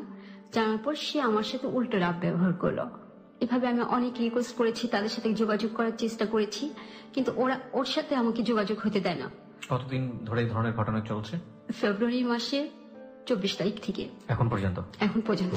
আচ্ছা, আপনি তারপরে কি করলেন? ওদের দেশের বাড়ি গেলাম। যে উকিল পরামর্শ দিয়ে মামলাগুলো করছেন সে বলল চলেন তো আপনি আমার সাথে। মানে আপনি মামলা করলেন এর মাঝখানে আপনার হাজবেন্ডের? মামলাটা কিসের জন্য ছিল? মামলাটা আমাকে বলছে, উকিলে বলছে যে আমি এমন একটা কিছু মামলা করবো যাতে ওরা সবাই ভয় পেয়ে সংশোধন হয়ে যায়, সুন্দরভাবে ঘর সংসার করে। আপনি সেটাই ছিল বা কিসের নিয়ে মামলা হয়েছে আপনি কি জানেন? না, আমি জানি না। আপনি আজ পর্যন্ত জানেন? আমাকে জানে না। এখন জানি যে যৌতুকের মামলা করা হয়েছিল আর 7 ধারার মামলা, যে বলে যান নিরামত নিরাপত্তা। কেন ওর ভাই আমাকে এর মধ্যে হুমকি দিয়েছিল যে আমাদের বাসায় এসে 1 ঘন্টার মধ্যে 10টা লাশ ফেলে যাবে। ওকে, সো এটা যান নিরাপত্তা, আর একটা হচ্ছে যৌতুক চাই, সেটার জন্য মামলা। তো আমি এর মধ্যে মামলার আগে আমি ওদের বাসায় গেলাম। বাসায় যেয়ে আমি আমার শাশুড়িকে ইসলাম করলাম, কিন্তু সে পা পিছিয়ে নিয়ে বলে আমাকে চেনে না। তারপর সে এমন কিছু কথাবার্তা বলছে, এমন কিছু রাগ ব্যবহার করছে, মানে বলার মতো। আপনার মেয়েটাকে নিয়ে গিয়েছিলেন? আপনার মেয়েটার সঙ্গে? না না না, মেয়েটাকে নিয়ে যায়নি। তারা সব জানে, তাদের কথায় বুঝে গেল, তারা সব জানে। যে ভদ্রলোক আপনার সঙ্গে ছেলেটার পরিচয় করিয়ে দিল, সেই যে বৃদ্ধ, তার অবস্থা কি? তার অবস্থা এখন কোনো ভূমিকা নেই, তার কোনো যোগাযোগ নেই। এখন কিভাবে চলছে আপনার সময়? এখন আমার অবস্থা মানে বাসা ছেড়ে দিতে হবে। ওই বাসায় 5 মাসে যে ভাড়া বাসা ছিল, বাসাতে আপনি এখন না না না, তাহলে ওই বাসাতে ছেড়ে দিতে হবে এপ্রিলের 1 তারিখে। তো আমি এখন কোথায় যাবো? আমার হাতে টাকা নেই। আপনি এখন আছেন কোথায়? ওই বাসাতেই আছেন? না না, অন্য বাসায় আছে। আচ্ছা, ওই বাসাতে আপনার জিনিসপত্র আছে? ওই বাসায় জিনিসপত্র ছিল, বাড়িলা তো টাকা ছেড়ে দিবে না। আমি তাদের রিকোয়েস্ট করেছিলাম বারবার যে মালপত্রগুলো আপনারা রেখে দেন, আমি যখন টাকা দিতে পারবো তখন নিয়ে যাব। কিন্তু তারা শুনেনি। পরে আমার বাবা অনেক কষ্ট করে টাকা জোগাড় করে দিচ্ছে, দেওয়ার পর ওই বাসা থেকে মালপত্র নিয়ে আসছি।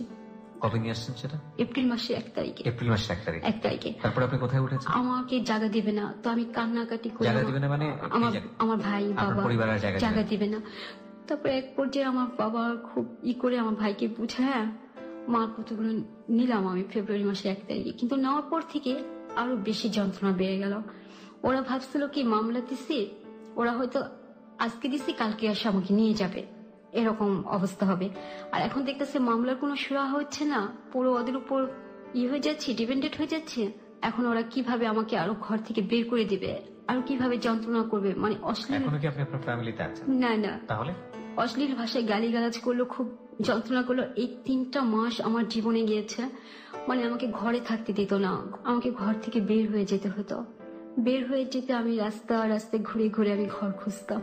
এর মধ্যে আমার খাওয়া নেই, সারাদিন কোনো বিশ্রাম নেই, এভাবে আমি হাঁটতাম। আর মেয়েটাকে এভাবে 3 দিন 4 দিন গোসল করা হতো না, খাওয়া হতো না। যখন আমার বাবা বাসা থাকতো তখন আমি রাত্রি যে ঘরটা ঢুকে, আমার মা যে ঘরে থাকে দরজা লাগিয়ে দিতাম ভেতর থেকে, যাতে আমাকে আর গালিগালাজ করতে না পারে, করলেও মানে সামনাসামনি যেন কিছু না পড়ে। শেষে ওরা কি করলো, আমার মা মারা গেল মে মাসের 24 তারিখে। 24 তারিখে মারা যাওয়ার পর আমার ফ্যামিলির সবাই আসলো, কিন্তু ওদের একটা ধারণা যে আমি এরকম একটা ছেলেকে বিয়ে করেছি, আমাকে আর অ্যাকসেপ্ট করবে না, ওরা আমাকে আর গ্রহণ করবে না। এখন আমার দায়িত্ব আমি নিয়ে নিচ্ছি, আমার পথ বেছে, এখন আমার কি করব না করব এটা আমার ভাবনা। ওরা বাসা ছেড়ে দেয় এই জুনের 1 তারিখে যাওয়ার কথা, ওরা 31 তারিখে আমাকে রেখে চলে যায়। তারপর আমি দিশেহারা হয়ে একদিনে একটা ঘর খুঁজে আমি ঘর নিয়েছি, এখন সেখানে আছি। আপনার ভরণ পোষণ, আয় রোজগার এগুলো কিছুই নেই। আমার হাতে কিছু জিনিস ছিল, আমি ওগুলো বিক্রি করে দিয়েছি। আর আমার বাবা মাঝে মাঝে আমাকে বাজার করে দিয়ে আসে, ওটা ছেলেরা কেউ জানে না। আর বাসা নেওয়ার সময় 1 মাসের অ্যাডভান্স সে দিয়েছিল। আপনার ভবিষ্যৎ নিয়ে আপনি কোনো চিন্তা করতে পারেন না? আমার ভবিষ্যৎ কি হবে, আমার বাচ্চাটাকে নিয়ে কি হবে আমি জানি না। আমার মাঝে মাঝে ইচ্ছে হচ্ছে আমি আমার বাচ্চাটাকে মেরে নিয়েছি, আমি আত্মহত্যা করি। আমি শুধু আল্লাহকে বলছি, এতটুকুই বলছি যে তুমি আমাদের সম্মান নিয়ে বেঁচে থাকতে দাও, আর না তো আমার মেয়েকে আমাকে তুমি একই সাথে পৃথিবী থেকে নিয়ে যাও। এখন আমার প্রশ্ন হলো, এই যে আলিম সবকিছু জেনে আমাকে নিয়ে, আমার মতো একটা দুঃখী মেয়েকে নিয়ে এই যে খেলাটা খেললো কেন? আমি তোর কোনো ক্ষতি করিনি, ওর কোনো অনিষ্ট করিনি। আমি এখনো চাই ফিরে আসুক, আমার সাথে সংসার করুক। আমি তো সব অত্যাচার নীরবে সহ্য করেছি, এখন আমার কি হবে? আমার তো কোনো আশ্রয় নেই, আমি তো সব আশ্রয় হারিয়ে ফেললাম। এখন আমি কোথায় যাব? আমার এই জীবনটা কিভাবে কাটবে? আমি কি পারবো এই পৃথিবীতে টিকে থাকতে একা একা?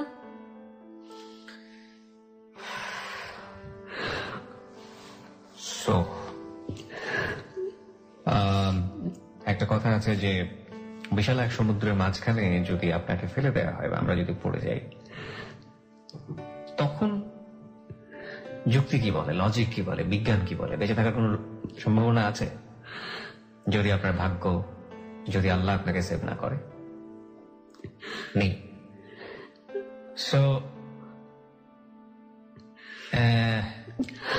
জীবনের গল্প যে কখনো এরকম একটা জায়গায় যেতে পারে যে এটা একটা সমুদ্র এবং এর মাঝখানে একজন মানুষ আছেন এবং পৃথিবীতে এমন একজন মানুষকে নিয়ে আছেন যে মানুষটার কোনো সেন্স নেই, তাকে আমরা সামাজিকভাবে প্রতিবন্ধী বলি, অনেকে অনেকভাবে ব্যাখ্যা করে থাকেন, এবং একটাই মাত্র মানুষ আছে সেই মানুষটাকে সে চিনে, এবং একজন মাত্র মানুষ আছে যে মানুষটা শুধুমাত্র তাকে ভালোবাসে, আর উপরে তো আল্লাহ আছেনি। কিভাবে বেঁচে থাকবে এই ভদ্রমহিলার? কি হবে তার সন্তানের? কি হবে সংসারে? কি হয়েছে না হয়েছে সেটা তো পরের বিষয়, কে ভুল করেছে কি করেছে সেটা না। আলটিমেট রেজাল্ট ইজ এই বাচ্চাটার কি হবে? ও তো মানুষ। এই মহিলাটার কি হবে? উনি তো একজন মানুষ। এই প্রশ্নের সমাধান কি আছে কারো কাছে? মানে এটা কি হবে? শুধুমাত্র একটা হেলোইড 920 একটা জীবনের গল্প প্রচার হলো, ব্যাস এটাই শেষ হয়ে গেল? একটা মেয়ে সমাজে কতটা ভিকটিম হন সেটা জানলাম, ব্যাস হয়ে গেল? আমাদের কি কিছুই করেন নেই? আমরা হেলোইড 920 লাখ লাখ মানুষ আছি, আমরা সমাজে কি কিছু করতে পারি না? Can't we do something? সবাই মিলে যদি একটু একটু করে এই ভদ্রমহিলাটার পাশে দাঁড়াই, ওই বাচ্চাটার জন্য, আমরা কি পারি না কিছু একটা করতে? অফকোর্স আমরা পারি, এবং এই নিষ্পাপ বাচ্চাটার জন্য আমাদের করা উচিত। যারা আমরা মনে করি যে সমাজে অনেক বিত্তবান আছেন, চাইলেই এই বাচ্চাটার জন্য কিছু করতে পারেন, এবং অনেক মানুষ আছেন যারা এই প্রতিবন্ধীদের নিয়ে কাজ করেন, তারা চাইলে এই ভদ্র মহিলাটার জন্য কিছু করতে পারেন। অ্যাটলিস্ট ইনি তো বাঁচতে পারেন। এই মেয়েটাকে, যিনি প্রিয়াঙ্কা 10-11 বছরের, আপনার ভিডিওটা যারা দেখছেন তারা বুঝতে পারবেন, ওর তো কোনো অপরাধ নেই, ও তো নিষ্পাপ। ওকে অ্যাটলিস্ট আমরা বাঁচার একটা সুযোগ করে দিই যতদিন পৃথিবীতে থাকে। এটা তো আমাদের দায়িত্ব। সুতরাং আমি আপনাদের কাছে এই জন্যই বলেছিলাম যে শেষ পর্যন্ত শুনুন আজকের এই জীবনের গল্পটা, এবং যদি আপনাদের কিছু করার থাকে এই মেয়েটার জন্য, please do something, let's do something. লিসনারদের উদ্দেশ্যে আপনার কিছু বলার আছে?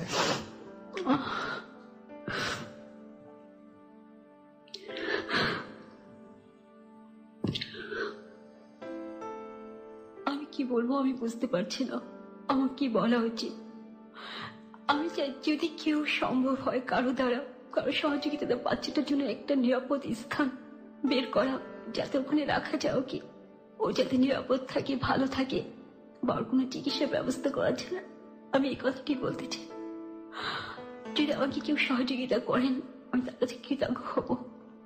আমি চাই আমার বাচ্চাটা নিরাপদ থাকুক, সুন্দর থাকুক। আপনি তো কোনো কাজও করতে পারবেন না, ওকে রেখে আপনি কি না, আমি কোনো কাজ করতে পারছি না, কোথাও বের হতে পারছি না। তারপরে আমি চাই একটা কাজ, যে কোনো একটা কাজ আমাকে দেওয়া হোক, আমি যেন বাঁচতে পারি বাচ্চাটাকে নিয়ে। প্রিয় শ্রোতা, কিছুই আসলে আর বলার নেই। সব বলার ভাষা আসলে কখনো না কখনো হারিয়ে যায় হেলোইড 920-তে। তেমনটাই হলো আমাদের ক্লোজ আপ প্রেজেন্স হেলোইড 920 আজকে এখানে ইতি টানতে চাই। যারা এতক্ষণ ধরে শুনলেন তাদের সবার কাছ থেকে আমরা শুধু দোয়া চেয়েছি এই মেয়েটার জন্য এবং একই সাথে পরিবারের জন্য।